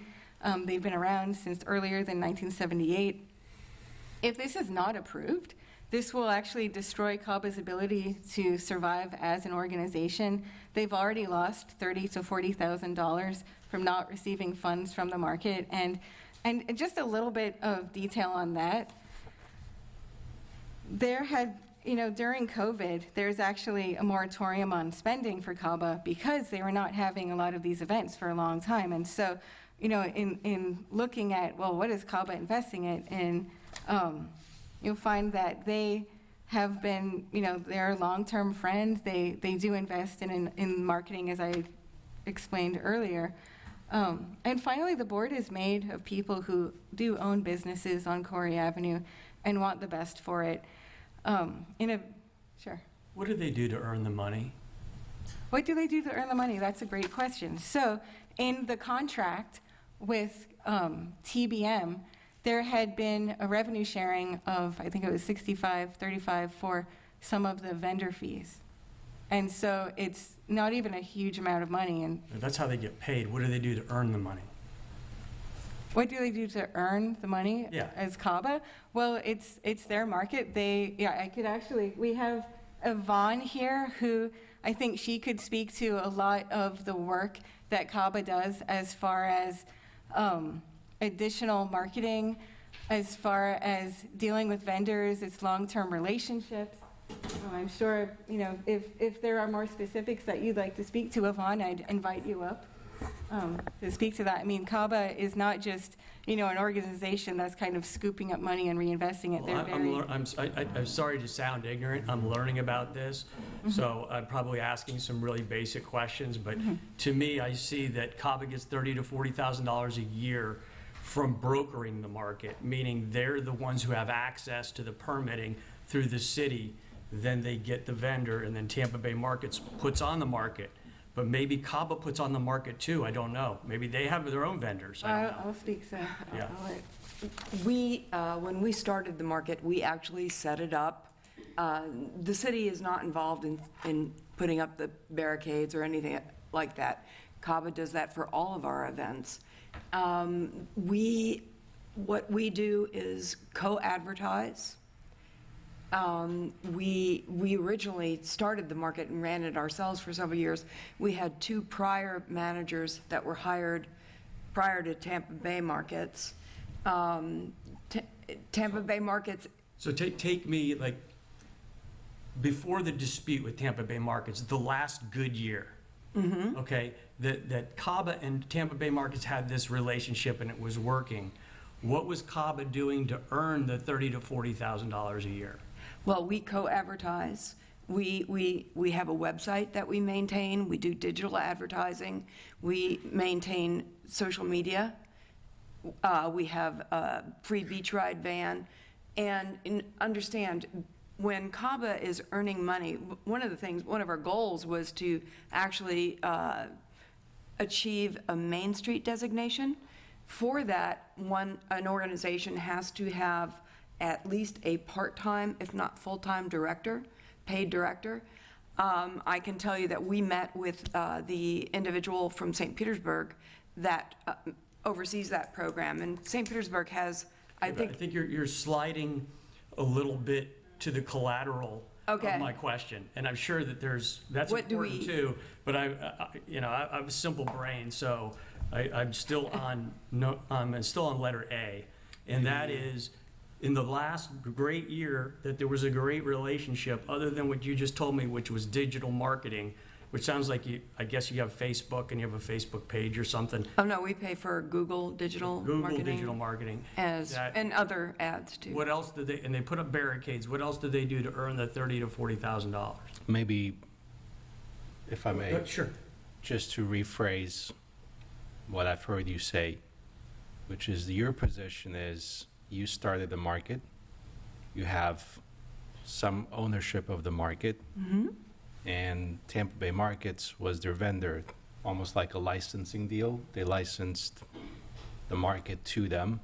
That contract expired, and now that licensing deal is up. I'm saying licensing, I know it's not, I'm just rephrasing. I use the term broker in that sense. They're a subcon, but they are the owner of the market, and so I'm not sure that they're contractually obligated to do things, as I understand it, based on their contract. Just like if you own a business and you hire a manager, as you oversee what that management does, and you determine what you're going to do with the monies that you receive as your net, and what we do with our net profit, which is a very small percentage of it, is to market the entire area of the downtown St. Petersburg. St. Pete Beach. St. Pete Beach, yes. I know where we are, Mark. I'm not a public speaker. Thank you for the explanation. I appreciate that, Mayor's. But I think that, your question is good, because it really, to me, it hits the nail on the head.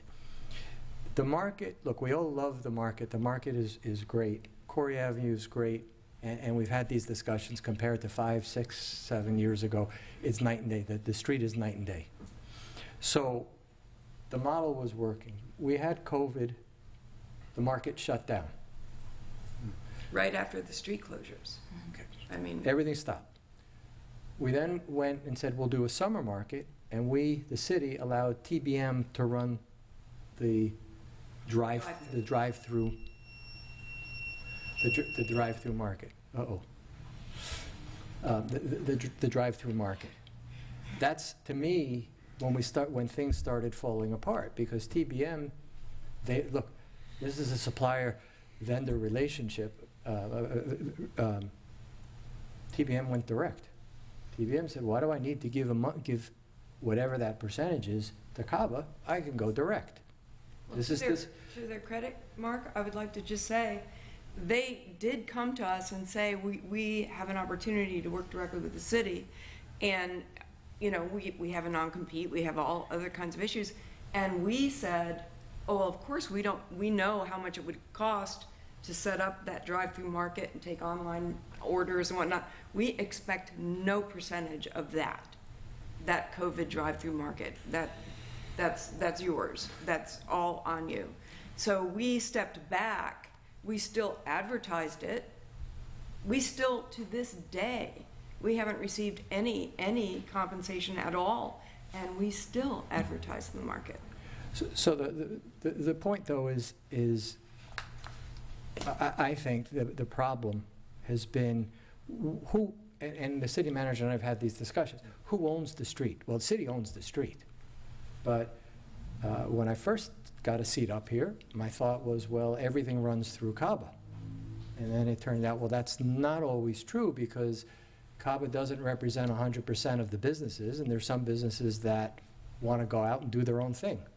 And it was true for a very long time. It was true for a long time, but as things changed, the street changed, and we had businesses who came in and said, I don't want to be part of CABA, I want to do my own thing.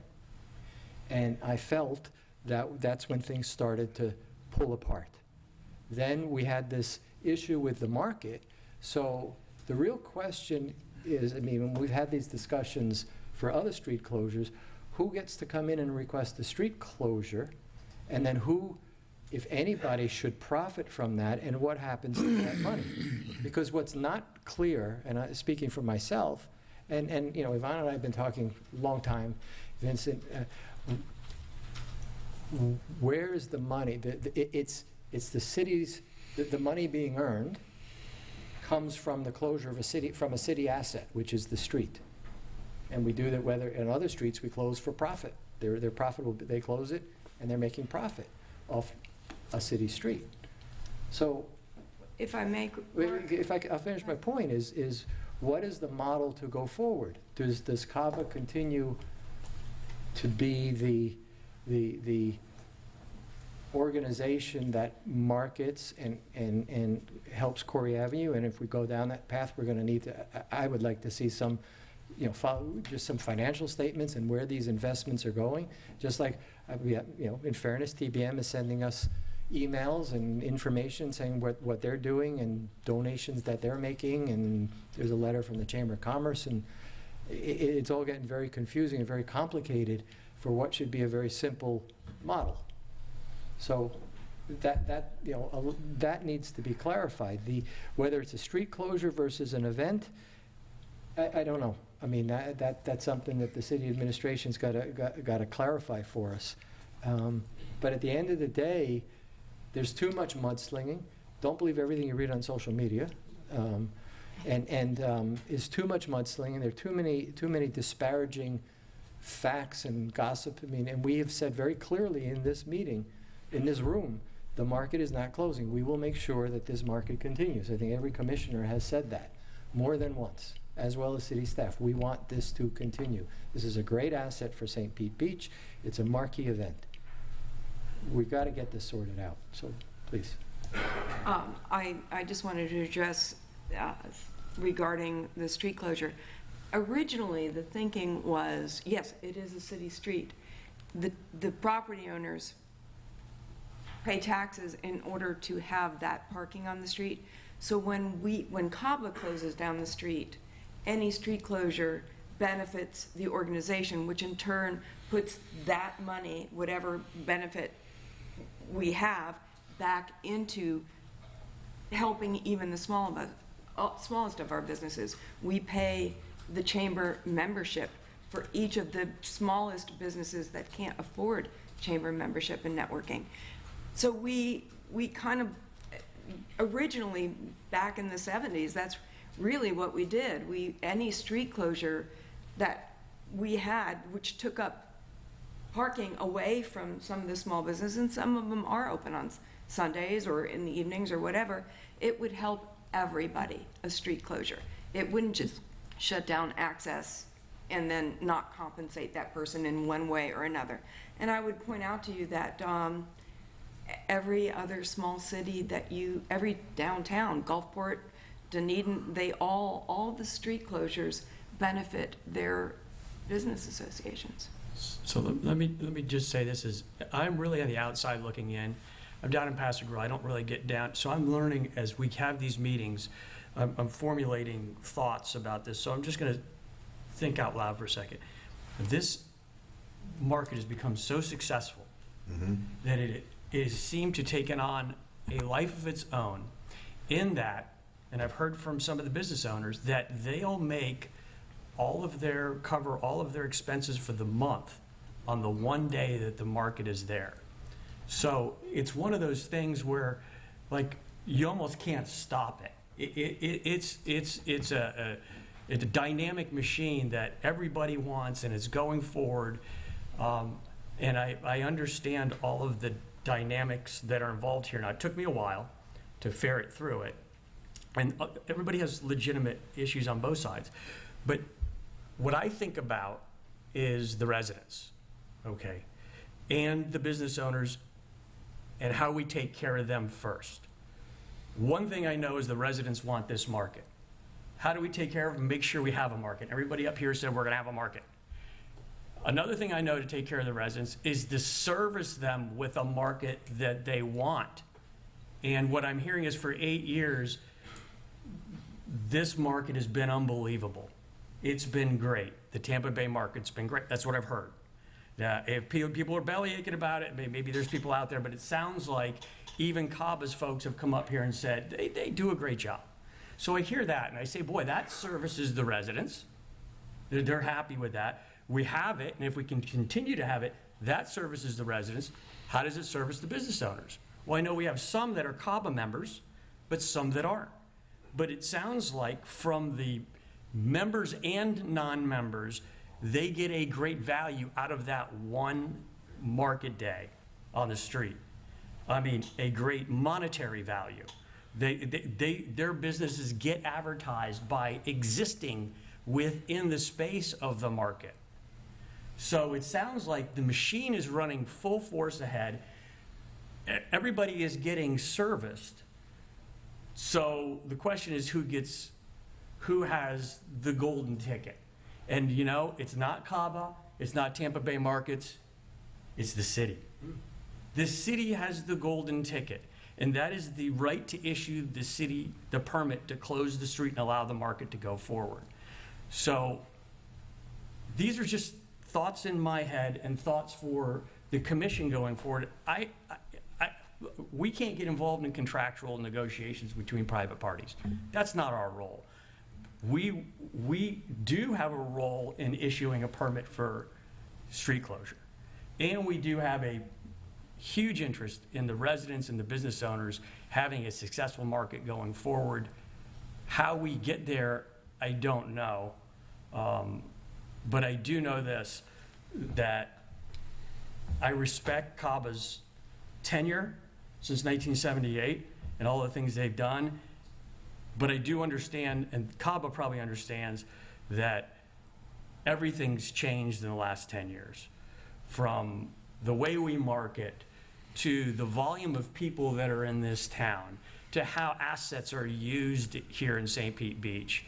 And I think maybe everybody needs to evolve with that time and turn around and look and say, maybe Caba has a different role here. Maybe Tampa Bay Markets isn't the right one, or maybe they are the right one, and maybe Caba has a different role and they can morph into a different role within the market. I don't know. Commissioner, I do greatly appreciate your way of, and I can tell you're a mediator of figuring out, you know, what are the different roles here. Now, one thing that I would like to mention is that in talking about keeping the quality of the market, something that we do want to mention is that the vendors are what have actually changed throughout the years, and that, you know, as the market has taken a life of its own, there has been a growth where there are more and more vendors there. And actually our footprint has expanded as well. Yeah. So we have added nearly double the number of spaces that we originally had. Right, and since COVID. And we have Florida Penguin Productions with us. In case there are any questions about the quality of the type of events that they put on, I mean, I think you'll find that they have a great reputation throughout Tampa Bay, throughout the 4 counties. If, you know, maybe Kevin, you'd like to come up? Does anyone have any more questions? And just real quick, we have a known entity here that we know has worked. My question is, why are we messing with that? I mean, to me, that's kind of the question. If it's not broke, why are we trying to fix it? What are we trying to do here? Which entity are you referring to? Well, just the whole Tampa Bay Markets has been, and everybody's set up here that it's been a tremendous success. Yeah. I don't understand why we're taking a chance if we replace this with something else that it might not work. I think, Chris, I don't know if this will assuage any fear, but you have to understand that the reason this market has grown to be so successful is not only have we expanded the footprint, but since we first established this market, markets have become very, very popular, and more people, more and more individuals are interested in being entrepreneurs and vending at these markets. Most of our vendors vend with a number of different markets. And actually, the vendors at this market change weekly. Not all of them. Some of them are staples, but a lot of them change. I would say not very many. The majority of them are there the same vendors, or they're all different? We have our favorites. I do too. But we also have some that rotate out once a month, twice a month, things like that. And we try, and actually one of the things that CAVA does do is to try to oversee that we don't have anything that, we don't allow resale and things like that. Sometimes we see that and we have to say something, but for the most part, no one is saying Tampa Bay Markets didn't do a good job. They just didn't want to renegotiate their contract. They didn't want to renegotiate. They did not. Well, and Commissioner Grouse, just in fairness, TVM's not here, but when you were out, they were here. And Greg is here. Oh, okay, but they blamed everything on CAVA. And if you've received the same emails that I have, you see that the... And I mean, I have a... That's sort of the dilemma that we're in, is that, I mean, I think we're kind of in unison. All we care is that it's successful. I mean, I want the businesses to be successful. I want the vendors to be successful. We want the residents to have a good time. For whatever reason, and we're not privy to it, is that CAVA and Tampa Bay Markets couldn't come to an agreement. And so there was a stalemate.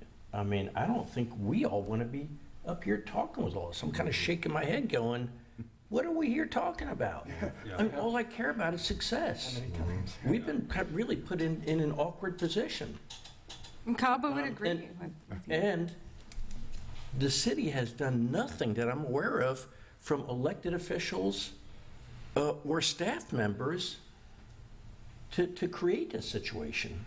So how do we take care of it fairly? Because a lot of what Chris said is 100% right. And if anything that we did was, after we have had several discussions on this issue. And I know you're coming in, but this is not a new issue. And what we did try to do, and it is correct, we did try to bifurcate the issue.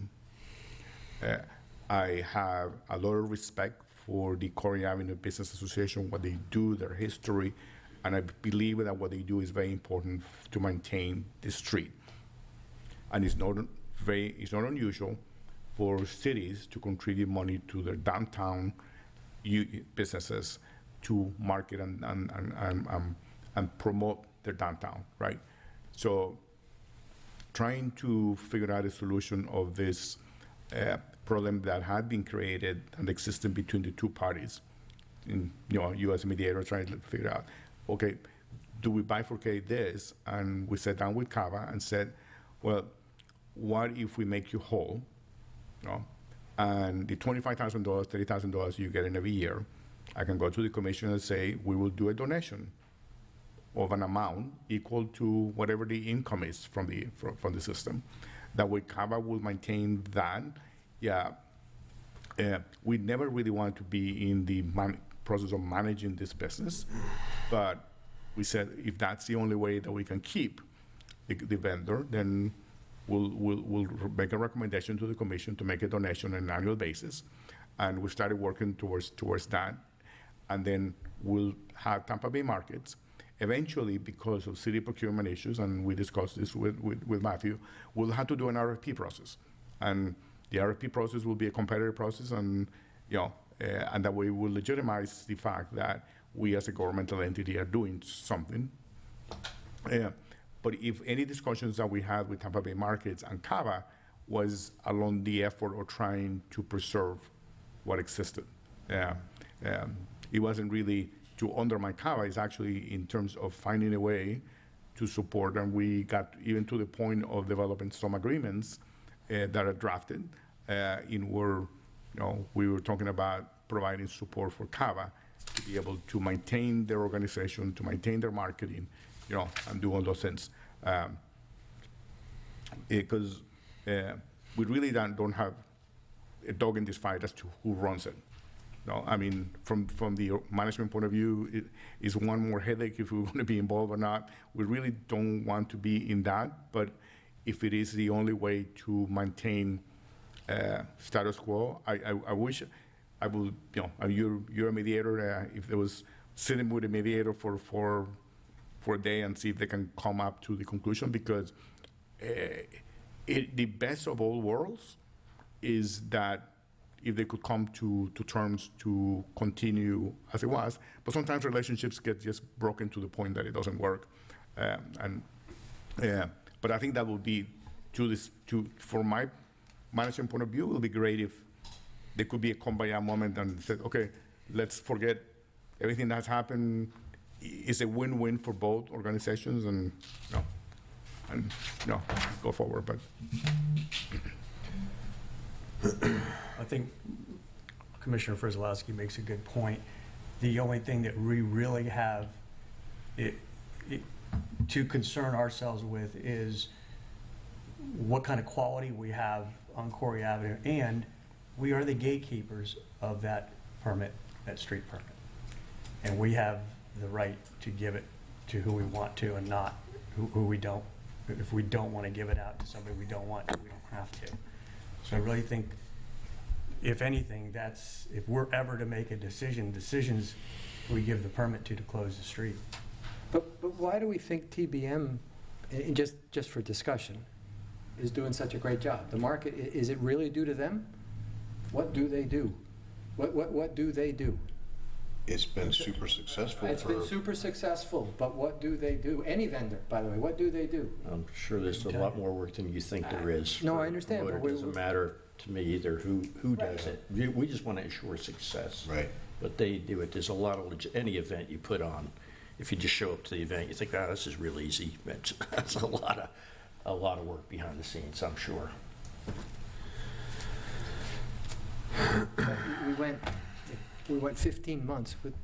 We gave CABA 15 months or more and TBM to come to agreement, and they did not.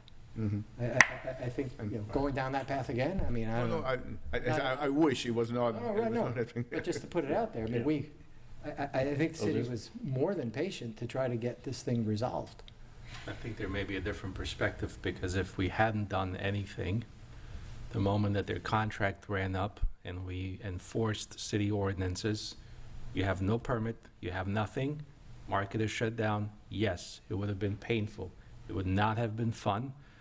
But I guarantee you, like when my parents locked me in my room with my sisters when we were kids, they would have figured it out, and there would have been a Sunday market that Sunday, because neither one of them was going to go without, if we had stepped in and done our responsibility, which is the golden ticket and the permit, and said, your deal is done, figure it out, or nobody gets it. There would have been a meeting of the minds, I would have to assume, much, much quicker than 15 months or 22 months or whatever. And so now we are retroactively having to step in and say, figure it out. That's what we told them a couple months ago. That's what we told them, in was it May, And it's unfortunate. And I've met with both sides, and I told them all the same thing. It is unfortunate you guys couldn't figure this out. And now here we are. I mean, just in my involvement, Mayor, if I may, we could have easily said no and stopped the market, but I mean, we've gotten clear direction from the commission since we made you all aware of this, that you all did not want the market to stop. No, I'm not talking about now. I'm saying. No, I'm saying in October of last year. No, but this started in May of last year. But we weren't informed of the fact that there was even an agreement until October, and when we brought it to the commission said, don't let the market go away. So, I mean, there was 3 months there. I just wanted to clarify the time frame, because had we been told no market, let's figure out a different, then we would have done that. At least I would have, Well, it's easy in hindsight. Yep. Mayor, if I may, just to clarify the timeline, I mean, I have an email from October 4th, 2022 from Tiffany Faricchia to the then President Michael Johnson, clearly saying that, after review of the proposed contract, we feel it's best for us to go our separate ways at this time.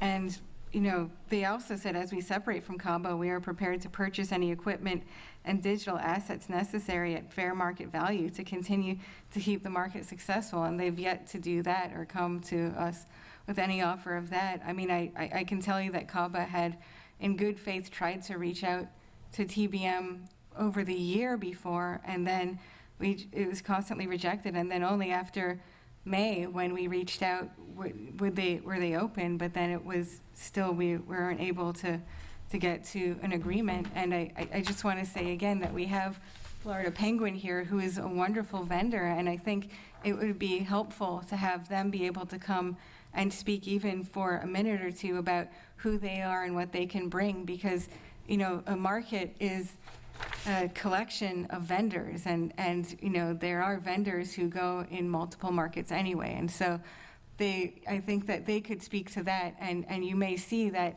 what you think is all TBMs is actually, it's the vendors, and it's something that can be continued, replicated, and made even better with Florida Penguin Productions. Why don't we do the 3 minutes? Yeah, sure, but can you just clarify, what was the date of the email that you referenced from CABA from TBM to Michael Johnson? This was October 4th, 2022.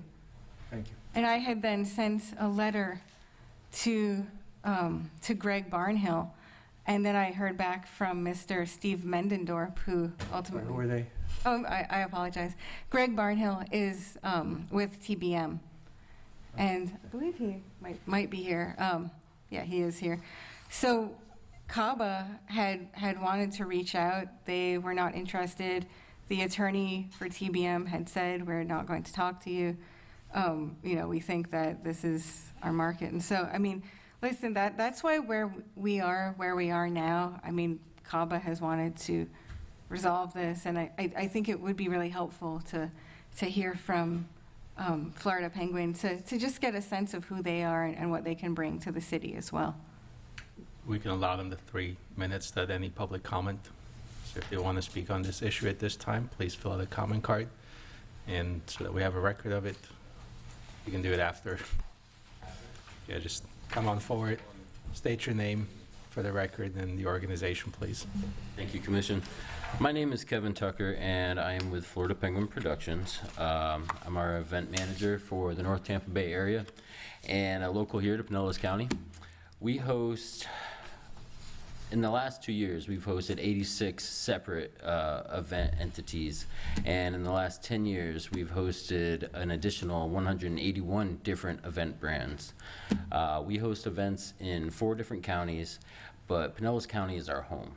And we respect St. Pete Beach on an entirely personal level. This is where I grew up. And to be able to have the opportunity to step in and make Corey Avenue not just as good as it has been, but even better, is a task that I know Florida Penguin Productions can put on. We have an extensive vendor list. We've made every opportunity to reach out to the local vendors that are already working on the street to get them to commit to being able to come in if there is a change of management. That has been a tough task for many reasons, but you know, a lot of the business owners are just scared. They don't like change. But we're here to give them right to first refusal to come in, keep the same type of quality that you've all seen and have grown to love over the years. And we've also, in the contract that we've signed, we've maintained all the same levels that TBM signed when they did their contract. So just moving forward, we believe that we can put together a great, safe market the right way with the correct permits. And that is it, honestly. We believe that we can do just as good a job as TBM, if not better.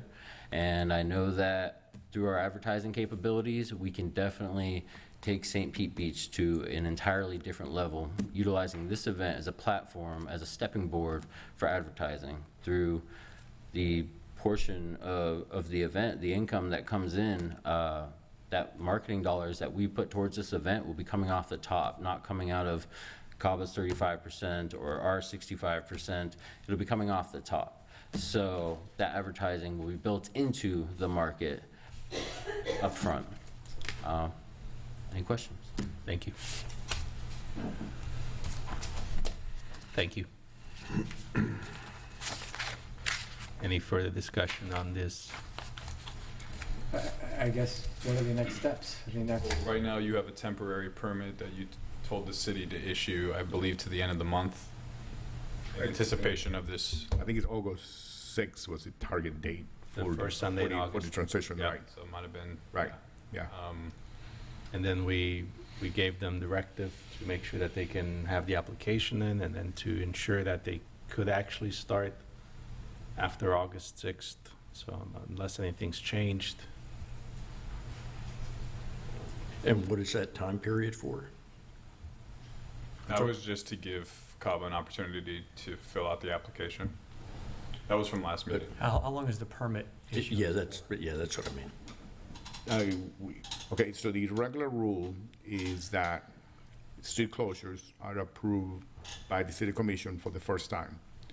If the event doesn't change and it's going to be just the same thing happening over and over again, that process becomes administrative. Okay, so that's why, you know, Tampa Bay Markets, you know, CAVA have been getting the repeat approval. So if you, number one, deem that you don't necessarily consider this a different market, a different event, then that approval can be done administratively. If you deem that this is a different event, then we can bring the application in at the next meeting. It had some holes, but I don't think there's anything there that they cannot complete by August 8th, which is our next meeting. Or if you just say, no, we deem it to be the same and it can be administratively reapproved, then we can probably get and maintain the target date of August 8th as I think the first Sunday of that would have been 8 is the Tuesday, so Sunday is 13. Thank you. Right. We can maintain the 13, as if that's what the commission wants us to move forward towards that. So if it becomes administrative, it's a week to week? No, it's 1 year. Oh, it's a 1 year. But Okay. it's revocable. You can revoke it at any time. You know, street closures are not contractual guarantees in the legal sense. So for example, anybody who has a street closure and then leaves the street a mess or something like that, we can have the ability to revoke those permits, but it would probably be issued for a 1 year period, because the vendors want some security that is an ongoing proposition, right? So I think you will really be, if you say week to week, it's undermining their ability to. No, and I'm okay with that. The one thing I think I've heard consistently is it still going to be good? And what mechanism would there be if there is a dissatisfaction, you know, a month, 2 months, 6 months from now? I think that this commission needs to review this market in 4 or 6 months, probably 4 months. That's enough time to review the market. We'll have a review, and I haven't thought all the way through what the reviews should look like, but we should have some review of the market, and by 6 months have a good enough feel on whether or not we want to continue to issue the permit or revoke it and issue it to someone else, or under different conditions. That was my concern, is that there ought to be a mechanism. And Commissioner Grouse said, how do we know it's going to be good? You know, why change? So historically, whose name was the permit in? CAVA. Okay. Because it would usually be reissued to CAVA, right? So, I mean, at the last commission meeting, we had a discussion about 3 years, 1 year, and I proposed the same thing, saying, end of the year, at the very least, we need to have a review. Make sure that our residents feel comfortable with it. They feel that they're getting the quality that they're used to, the vendors that they're used to. Again, we all have our favorites. I know my wife's at the microgreens every Sunday, and you know, especially once we go into season, into the full swing come January, we want to make sure that we have a quality product. And that was one of the directives, well, I think that we gave them. It's like, you got to make sure that, I mean, you've heard from us, you've heard from the residents, you know what they're looking for, you know what we're looking for, and we're going to hold you accountable to that if we move forward like this. I think that's particularly important that we make sure that we have that point of accountability. And just for your edification, we do have the ability to track attendance at the event, because we do have a software that tracks people through cell phone numbers. So just two comments. I think this is an opportune time to look at the financials and the financial arrangement, not between the private parties, but between the public parties. right, between the city and CABA. Because there's lots of numbers being thrown around. It's the city's money. We should just where is this money going? I mean, we want the money to benefit St. Pete Beach. And it's just not clear. I'm not saying there's a problem, but we should understand that. And city manager, just had a question. Is the market a wet zone, or someone told me it's a light wet zone, so no alcohol? No alcohol, which is why it only comes to Wet zone permits come to the city commission, they're separate permits. So there should be no alcohol within the permit, so that the footprint does not include the sidewalks then, I assume, because you have establishments that do serve. That have their own bar areas. Yes. And they kind of, Corey Avenue is kind of awkward because they own the first couple of feet, I believe, in front of each restaurant, so. Right. But there should be no alcohol coming out of there or to-go cups or whatever within the market itself. Yes. Every approval for a wet zone is through special permit with the city commission. And I'll ask this question, and because I was asked, the market itself is still public. It's a public area that anybody has the right to walk through. The person we issue the permit to has no ability to say, this is my market, you need to stay out of here. That is correct for the most part, unless somebody is drunkenly and disorderly. Yeah, or some, one exception like that, but no. It is a public street and it's open to everybody. Okay. I've received some of these questions. I'm sorry. What about petitioners? At our events that we put on, we always have petitioners show up that, like, if we were to run the market, can we remove the petitioners? Well, petitioners need approval, need a permit anywhere within St. Pete Beach. So we have had, look, let's put it on the table. There are people who are collecting signatures on Corey Avenue outside of the barricades. Mm-hmm. They need to have a permit from the city to do that. We could ask the police that are there to handle that issue. Check the permit. I mean, that's BAU, by the way, whether there's a market or not a market. They need to have a permit. Yeah. All right, do we need to hear?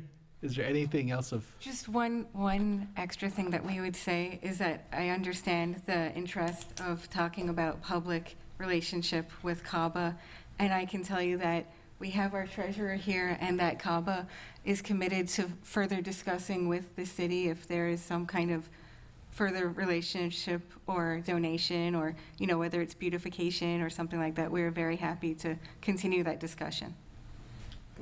Thank you. Okay. So I think the decision before us now is, do we consider this a new application, or do we consider this an ongoing of the same event that's been here historically under CABA's original permit? Personally, legally, since it was issued 15 months ago, I think you got to issue a new permit and it has to come before you. Okay. Thank you. It's the first one, yeah. Yeah, and with the accounting questions we have, I mean, they're here now. Do you want to ask them for accountings for the last year? Do you want me to set parameters at all? No agreement? I don't need to. I'm just asking because it's come up before. Since I asked the question, I would, as a starting point, why don't they submit to you or to the city manager what they've got now, and then we go from there. Well, I don't want to make this a I do have a question about that, is because the city's portion is the permit fee, right? That's what we would get, whether it's CABA, TVN, or anybody else. The only amount of money the city would receive is the fee for the permit. And so do we then impose financial requirements on any other nonprofits that we have in the city, or we make an exception for CABA for some reason and saying, well, since you, for whatever reason, we are going to request your financials? But when another nonprofit comes... I'm trying to understand what the... Vice Mayor, you can go ahead, but where we're sitting from, the only reason we even knew about any of this is because Ms. Graham sent us a cease and desist letter October of 2022 threatening litigation, right? So that's the only reason I care. I just don't think the city should be funding nonprofit lawyers potentially suing the city. That's my only point. So I don't need parameters. These are suggestions that you have all made. I just want to make sure that our office and city staff has clear direction on how to process this permit, because just like you all, we don't want to be in this situation again, So, Mr. Mayor, I think the difference when a nonprofit comes in for an event and they fill out an application, they state where what it's for, and the city staff reviews that. Okay.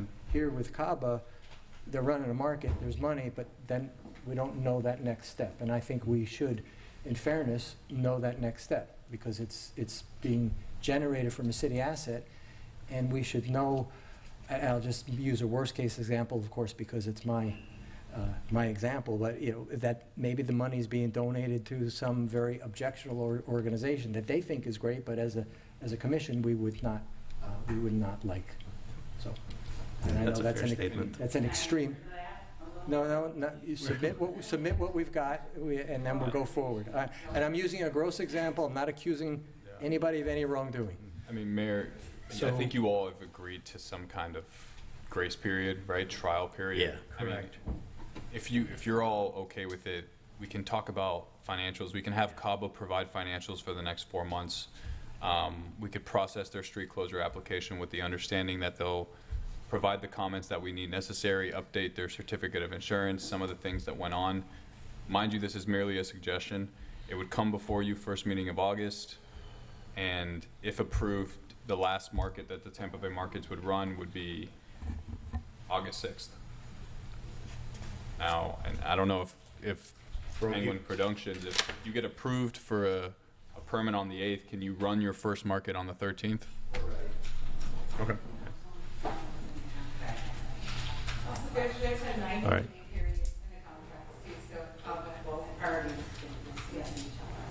Okay. Thank you. All right, next we have item 7D. All right.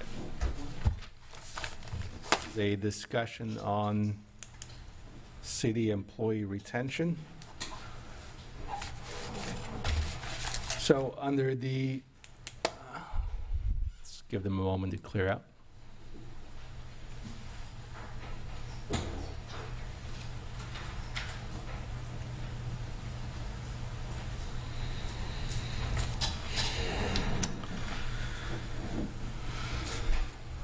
So under the current limitations that are placed on the city manager by the city commission, the instructions were no hirings, no firings, no promotion without,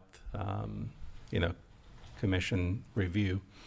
I think the spirit of that was that if there were any situations that required or were suggested that there would be hiring, a termination, or a promotion, that those, like the financial reports, would be periodically brought before the commission so that we have a discussion.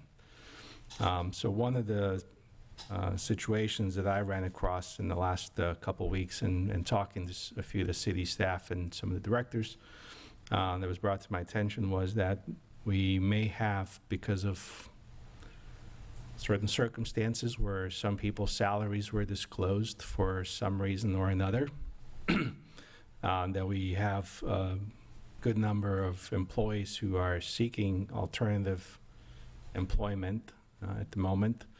Some who've indicated that they would prefer to stay, some who've asked for maybe raises in order to avoid having to seek employment elsewhere and having to stay. And so I wanted to have a discussion about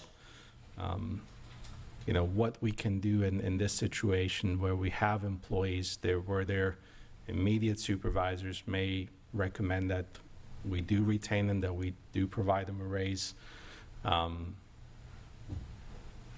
have a discussion as to what we can do in this situation to make sure that we retain the employees that we have that love where they work, love the city, and where they would prefer to stay here rather than seek employment elsewhere. Can we have the department heads make recommendations to the city attorney and then, I guess, somehow provide it to us for approval? I find that to be awkward because these are people who work for me. Okay. There are people that we have contracts that we have to be guided by. There are policy and procedure manuals that we have to be guided by. I have some recommendations. I have, for example, one recommendation tonight to discuss with the commission that I find it appropriate to be done. But we we gotta continue to treat the employees in equilaterally among the different departments. And we do have a class and compensation study going on. We'll have the results of that by November, December. Depends on how quickly they can get this done. So there are issues there.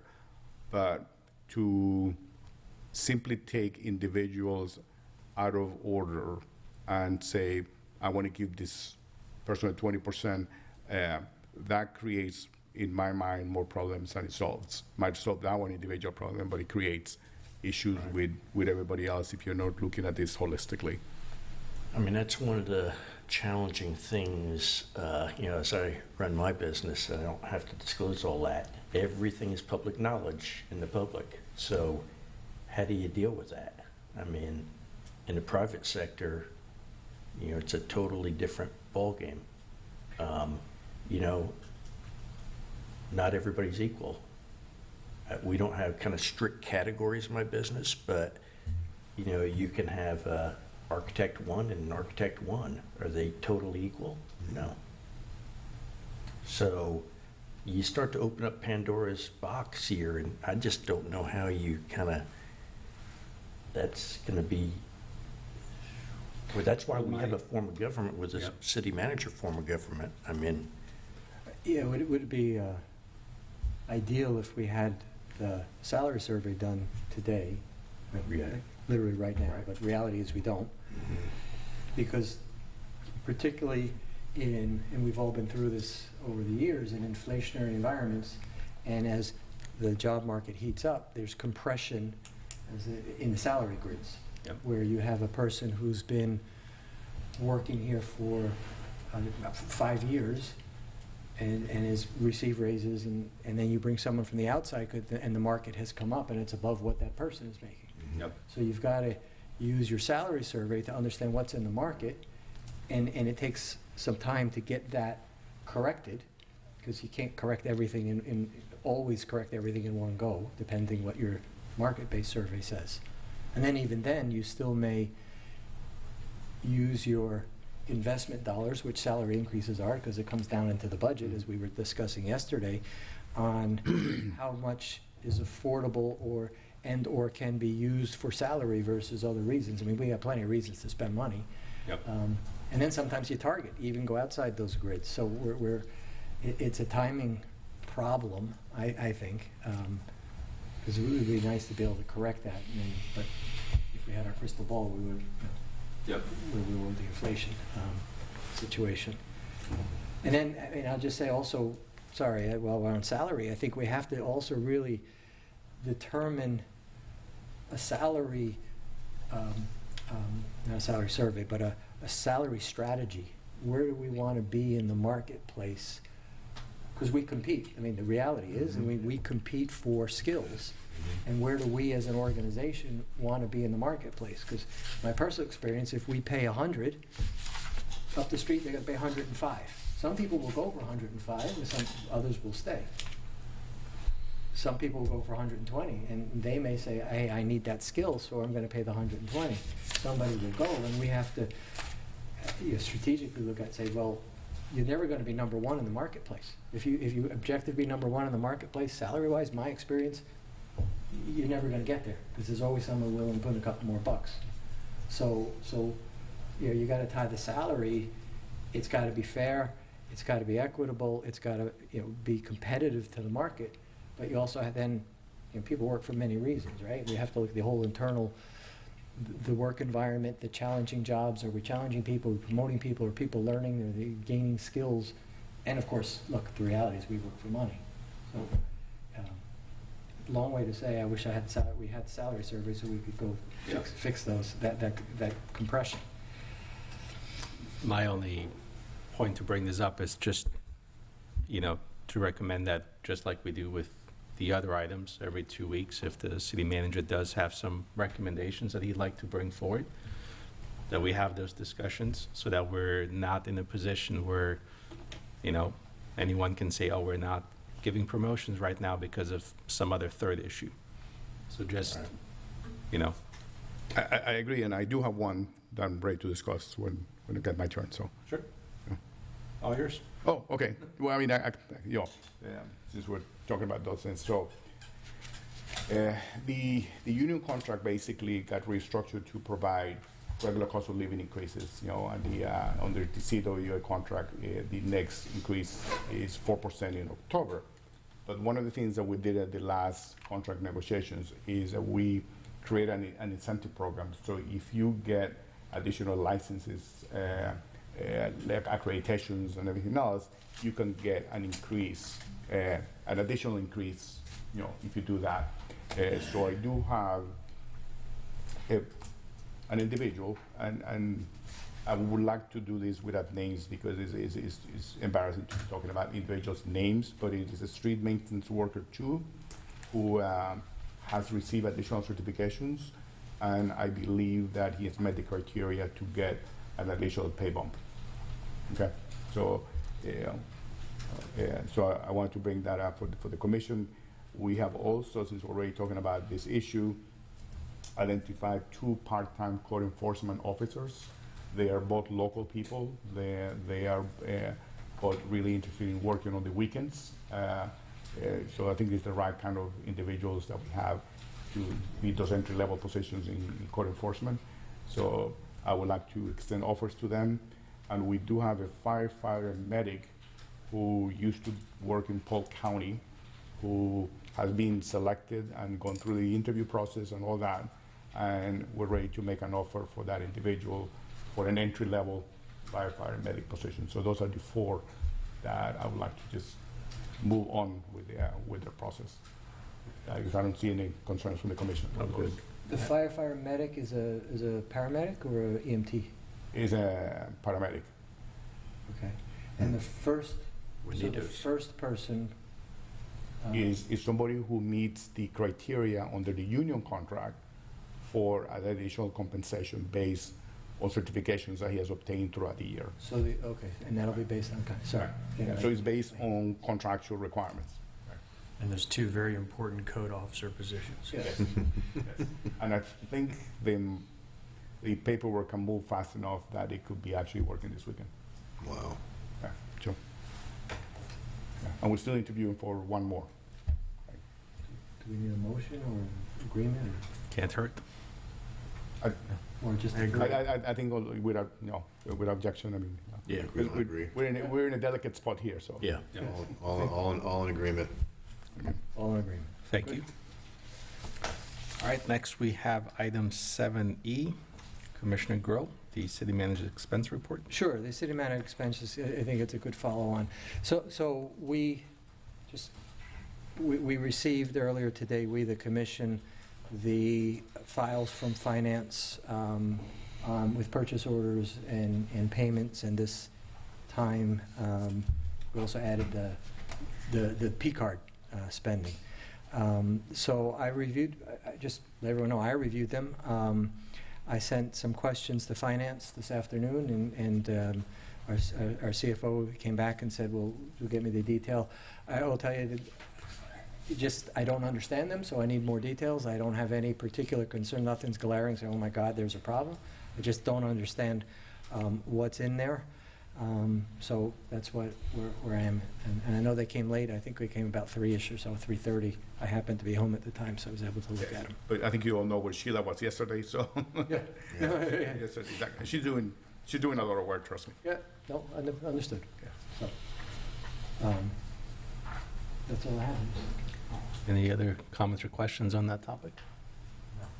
All right, next we have item 7F, also Commissioner Grow, a discussion on media policy. So media policy, social media policy. So as we grow as a city and as we get bigger, more complicated, technology changes, the way people interact with us as a city changes. And I've been thinking about this for a while. It's not just something new. I always feel you cannot over communicate. And we talked a little bit about this yesterday with the PIO position. Right. So I had been, a proponent, and I remember even when I was being interviewed for the temporary position, the interim position, I was asked by one of the commissioners what I felt could be done better, and one of them was communication, because we can never communicate further. So we're really evolving, and the expectation from residents is higher when it comes to social media. Now, we heard examples, and we all know, don't get your news from social media. There's just a lot of rumor mongering, et cetera. But I do think, so the net is, I think we need to develop policies around our use, the city's use, city employees, city officials' use of social media, and even a media policy, how we interact with the media. And I went to the IEMO, Institute of Elected Municipal Officials, Part 2 class a few months ago, and one of the speakers was the Director of Communications, or the PIO, for the city of Parkland, Florida. And he presented and he was talking about media policies and social media policies. And I also attended a class 2 months ago, maybe now, online, given about the use of social media within municipalities. And it dawned on me that, this is not I think this is something we can benefit from, these policies. So the PIO from Parkland shared policies from Parkland, from Jupiter, from Tallahassee, that they have in place that we could use as a guide. And I sent to the city manager last night, these are some guidelines. I think we should work and develop what works right for us, because there are ramifications on the use of social media, particularly as municipal officials, and also for our board members, who are also technically under the law municipal officials. They're arms of us, so many of the same guidelines to them. There's using personal social media accounts to conduct city business. It can be an exposure for a municipality, for example, because it becomes subject to public records law. And our city clerk, who we know, and we all said does such a great job with our public records, has no visibility of that, has no ability to capture that. So it gives cities could give cities difficulty in complying with 119? See, I learned. So complying with 119. So I just want to share that with everybody, in the sunshine. This is not an attempt to stifle anybody's free speech, but guidelines even for our employees. The use, and we discussed it, for example, yesterday with during our budget review when our IT director was up talking about how do you prioritize your bandwidth. I mean, I've worked in organizations where when we started studying it, and I'm not saying it happens here, but 2/3 of our bandwidth was going to social media, which had nothing to do with the investment in the business that we're trying to run. So there's many aspects, I think, that this policy would cover, and I've asked the city manager to work with the staff to develop that. And maybe something that we want to do or we don't want to do, but I think it's necessary and part of the ongoing growth of us as a city. I mean, 10, 20 years ago, we wouldn't be talking about this. Mm-hmm. I think it's also important to the consistency of our messaging. Absolutely. The Nextdoor app is the one that comes to mind because it seems like it's the most prolific in our community and probably in a lot of communities. And I got off it as soon as I became a commissioner because I didn't want to get embroiled in you said this and it was misread, because it's so hard to read into the text what you're trying to say, whether there's emotion in it. Then you get emotion coming back. You feel like you need to respond because you're a public official and you want to respond. And I tried to stay out of that scenario. I'm not sure, again, I'm still new here, I'm not sure what our policy is on getting out our message on social media apps like that. Versus, because I see the videos that are done on our website by each commissioner. I haven't done one yet, but you see the mayor, and I saw watch the videos, and I see those, and those seem official, because they are. So I don't know we have an official position on being official. That's why I raised it. Yeah. We don't. That's why I put it on. Not officially, but we don't participate on Nextdoor. Yeah, As a city. yeah, and I don't know of any city that really participates on Nextdoor. The city does post on Nextdoor. I don't think the city responds to anything Right, that they but, yeah, post. in that, yeah, we post information basically on it. set stuff through Facebook and Twitter and everything else, and those are official stuff that we. I mean, for example, one of the cities, and I won't mention the name, nothing gets out, a message from the city, unless the city PIO approves it, whatever it may be. No, as they said, no one has the keys to any of our social media accounts but me, the PIO. So, I mean, that's one way. We just have to figure out for consistency of messaging, and what's coming out of the city to squash these rumors. I will tell you, I only use it, I get on Nextdoor only once, I think I've put 2 posts this year. And that is, one of them said, the city commission is not closing the Tampa Bay, is not closing the market. The market shall continue, period. So. Yeah, we can, and this could be an administrative policy, right? It doesn't have to be code or anything like that. No resolution, really, just something that we adopt administratively that. No. Why? If it's going to cover them, then they're going to have to pass a resolution. Because I can control the rules for staff, that if the policy is going to cover the city commission, then probably some sort of a resolution, probably not an ordinance, but some resolution, basically where you guys are accepting to impose whatever rules are going to guide the commission. Some guidelines. Right. So, for example, if you post something, immediately you're going to send it to the clerk, right? That could be one of the rules and that kind of stuff. But that's only because it affects them. I don't want to be in a position to impose rules. No, on them. Right. So why don't we work on the rules first, then we can figure out the format. Exactly. Yeah. The hard part is going to be the rules. Yes. So if I After the may, beach. I actually was the PIO for the city where I came from, and I attended classes, and I also wrote the social media policy and media policy for the city of Palmetto where I came from. So when Vice Mayor Grohl sent those policies, I printed them out, and I had every intent of working on that. I didn't know that you specifically gave the city manager the direction. So if it is okay, I had every intention of working on that, bringing forward research not based on what you had proposed, but also researching what the Pinellas County and bringing out the one that I wrote for the city that I came from. I also did training on it at the city that I came from, and we adopted it in a resolution format. And those were all of the intentions that I had. So in those 15 pages that you sent us, it didn't mention you were PIO. So here's another one, PIO. Well, Amber will get that to you tomorrow. Yeah, excellent. Thanks, Matthew. I know. And does that cover employees and elected officials? Yes. Yeah. Yep. We wanted a consensus. I also wanted to say something. City manager, I just heard you say that or not city manager, I'm sorry. Someone up here just said we post to Nextdoor. So we have a capturing device for our social media, and it does not include Nextdoor. Nextdoor, you can't capture the postings. We do capture Facebook and Instagram, so my recommendation is that we refrain from using Nextdoor if we are currently using it. I did not know, and I don't think city manager knew either. Yeah, I don't think he knew either. But we do capture it for By all means, draft what you think is the best for us, and yeah.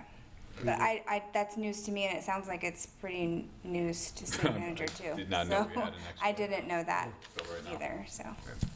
I mean, it's mostly information, street closures, I mean, just the normal information. Yeah, but we have to be able to capture it for public records. Yeah. And also because, like, I don't know if you might not be aware of this, but doing what I did where I came from, so like, let's say the city posts something and then a person posts a comment, but then they go back and they delete it and then they repost it as something else or they edit it. We are responsible for capturing that first post, that edit, that delete, that edit, all down the line, and providing that as public record. And that's why you have the software that you have that works on the back end so that I can accurately fulfill public records requests. you say we have that software? Very good investment. Excellent. Okay, thank you. All right.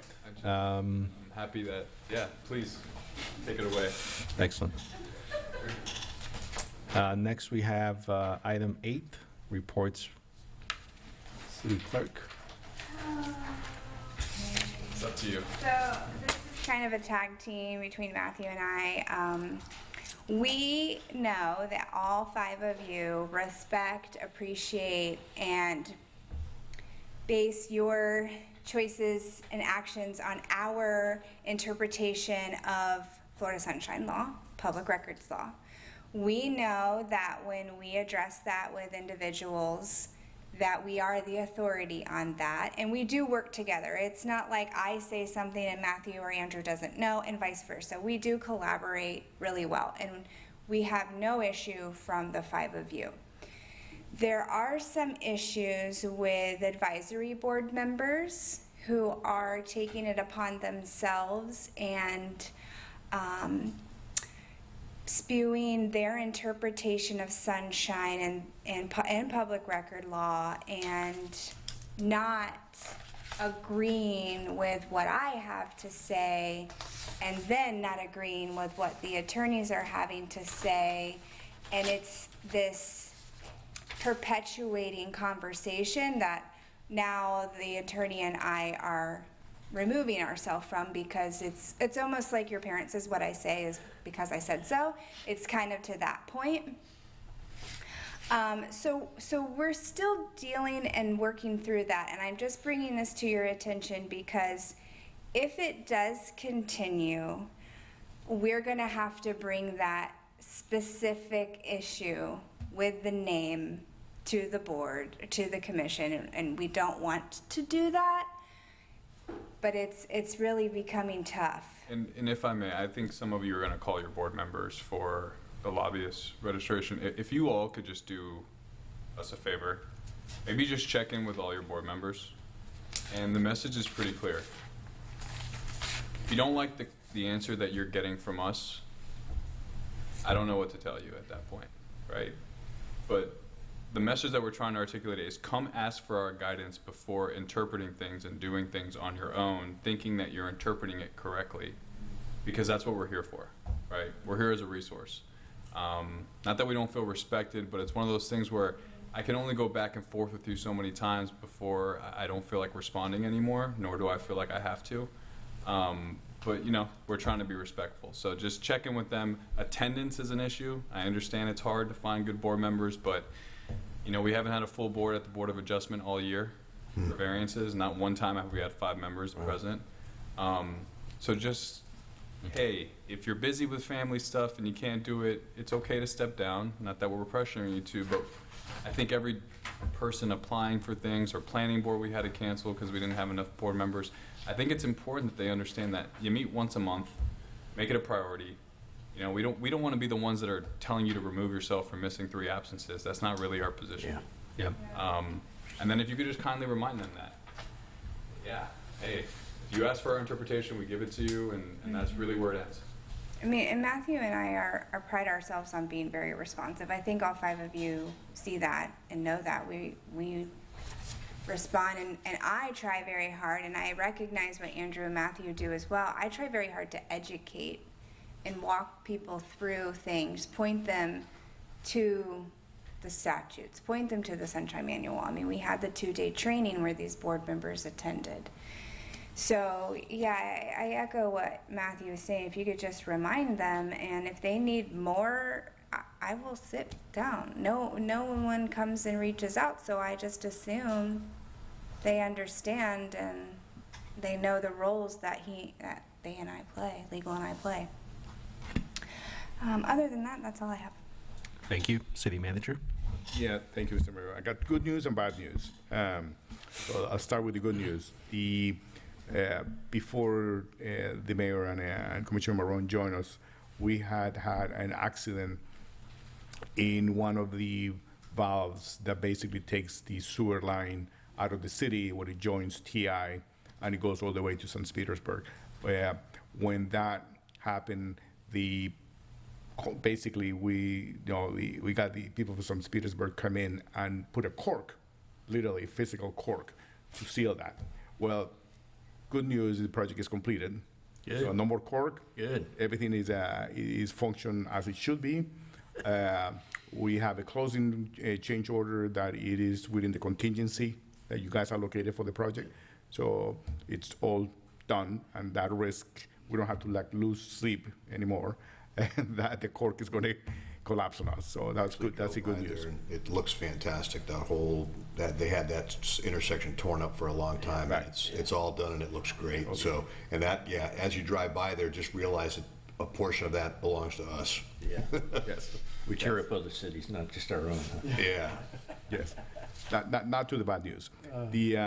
For the better part of a year and a half, we've been trying to work with the school board in trying to reconfigure the pickup times and the drop-off queue areas along the school. Residents on Boca Ciega Drive complain regularly about the fact that the queuing lines are long, they have a difficulty getting out of their homes, especially during the pickup times. We went as high up as the assistant superintendent of schools, who basically put their facilities people to work with us. The facilities people said, okay, fine, give us a diagram, sketch as to what it would look like, give us some traffic studies. So we went and spent somewhere like $15,000 to get all that done. So we had the sketches.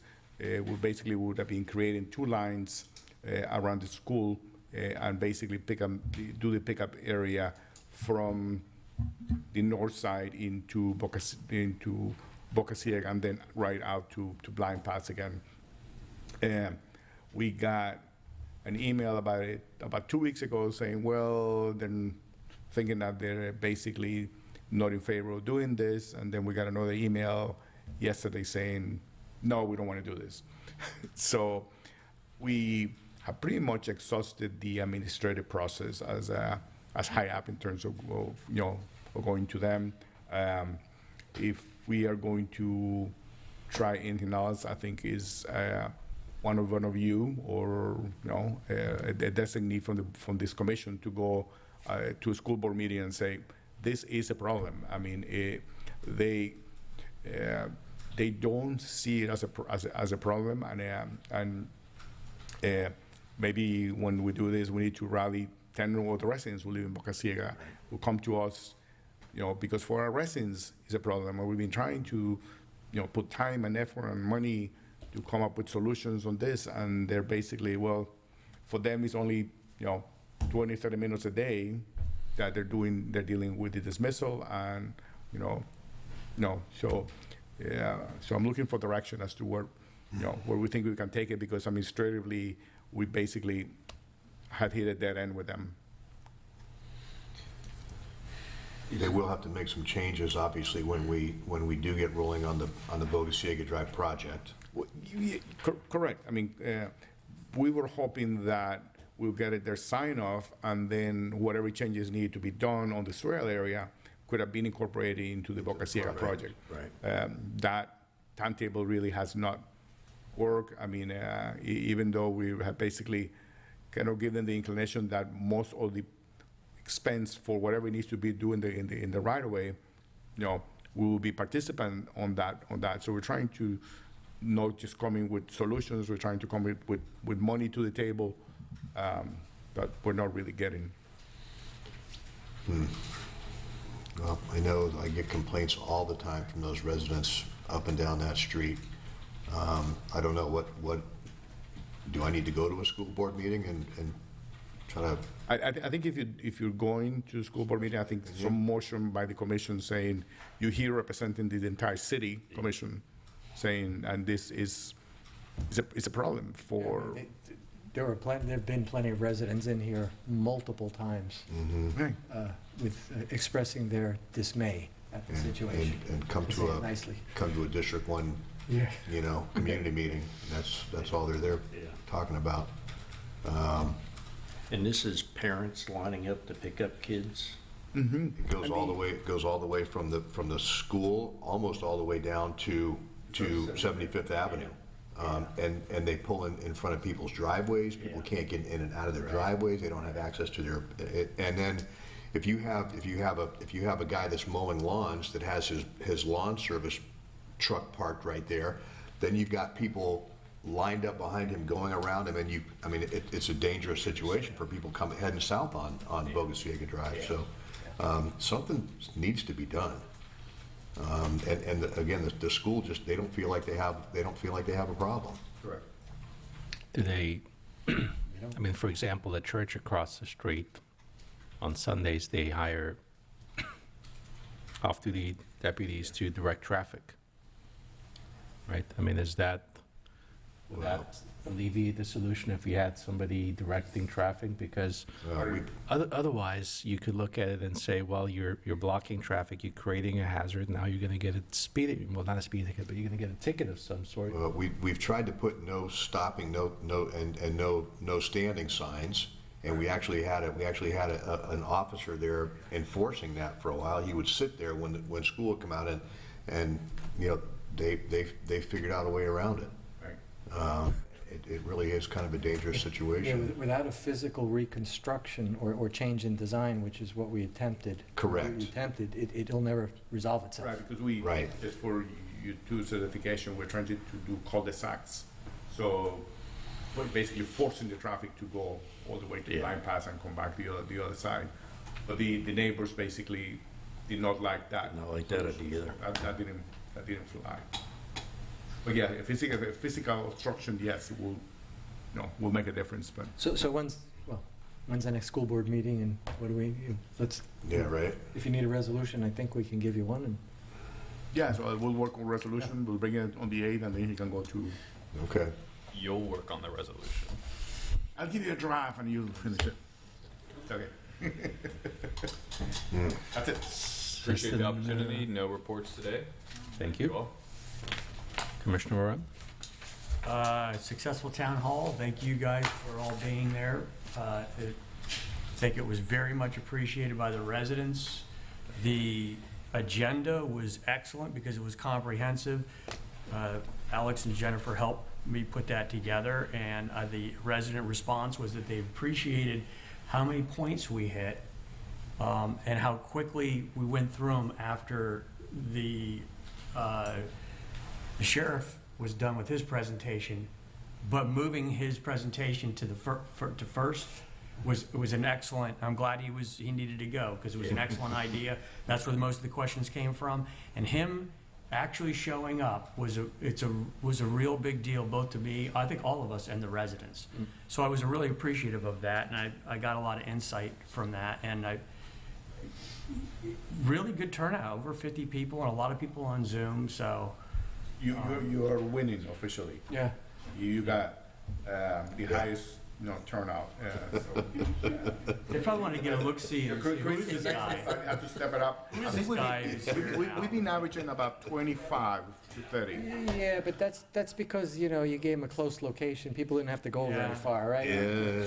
And the sheriff being there was really instructive and really made the residents feel good about the fact that we have law enforcement here and he cares. So thank you guys for helping with that. Thank you guys for all helping and participating. I know we would love to have you there, but I know you can make it. Yeah. So that's it. Thank you. Commissioner Vasilevsky? No reports from me, thank you. Commissioner Grill? Just a couple of real quick things, just to remind everybody and those watching, as we get into rainy season, and I assume at some point it will rain, and be careful what you ask for in life, because you may get it.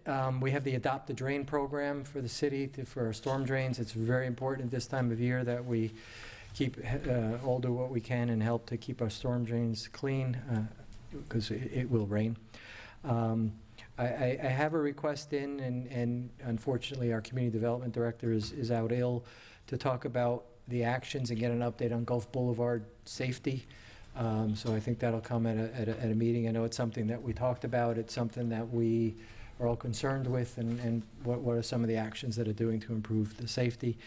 I've had discussions for those in District 2 who are watching with yesterday's budget meeting and separately with our Public Works Director about the timing of paving of the utility cuts. We're looking forward to that, and Public Works is working on that. And some good news to share with other commissioners. I have been, and with the city, and together with the city manager, chasing after our friends at Duke Energy on the half poles around the city. And we had a conference call a couple of weeks ago. We have another one on August 1st. We seem to be making, we've made very, very good progress. They're doing the work, but we're reaping it, so the benefit. They've pulled out, as of last meeting, they pulled out 25 simple poles, so there's a project where they're trying to identify first where are all the half poles in the city, and then they categorize them by simple, low, medium, and high, I think, from a complexity. The simple ones are basically, they just can pull them out. And they pulled out 25 as of the last meeting. I'm assuming there'll be more. I've personally gone around part of my district. I've got to do the west side of the district now. And it's a little hot to be riding my bike up and down every street, but I'll do it. Just writing down poll numbers and sending it off to Duke so that they can go investigate them. They don't seem to have a very comprehensive inventory of polls and poll numbers, and some of them, so the simple ones they can pull out, the complex ones, the city manager and I have talked about how do we address them, and these are ones where they claim they have told the other communication providers, the Frontiers, the Verizons, Spectrums, you got to get your stuff off the pole and or have transferred ownership of the pole. So we got a list. I asked them to go back and update the list so we know when they actually notified Spectrum or whoever, hey, so we can then just send them a list and say, by the way, these poles have been hanging out there for X amount of time, get on with it, get it done. So progress, it's slow, it's never as fast as anyone would like, but it is moving in a positive direction, but more to do. Thank you. Thank you for tackling that. Well, thank you for that. And that's a citywide project, correct? Yes. You're looking at poles all across the All city. across the city. We appreciate that. Thank you very much. But Commissioner Greeley is only doing the inventory of his district. No, I'll inventory mine. I'll inventory mine. Okay, so just. I'll be very honest. I don't feel it should be my responsibility to do it, and I did it because I kind of wanted to embarrass them that they didn't have the list. Yeah. They should have a list. Yeah, yeah. So my wife and I got in the car one day and we went up and down every palm, the east side of the district, and I think we got them all. The problem is you don't know where they are. Sometimes they're behind trees. I got to do the west. But yeah, I'll be very blunt. I've tried to embarrass them that how come I can do the list within a few hours one afternoon, but you can't? There you go. Well, we appreciate that. And just a quick update on my adopted drain. I did that about 20 years ago, so it's off to college now. And heading out into life. So, but again, yeah, if there's a drain in front of your house, keep an eye on it, especially with the rainy season coming up. So that's all. All right, thank you, everyone. Meeting's adjourned. Thank you.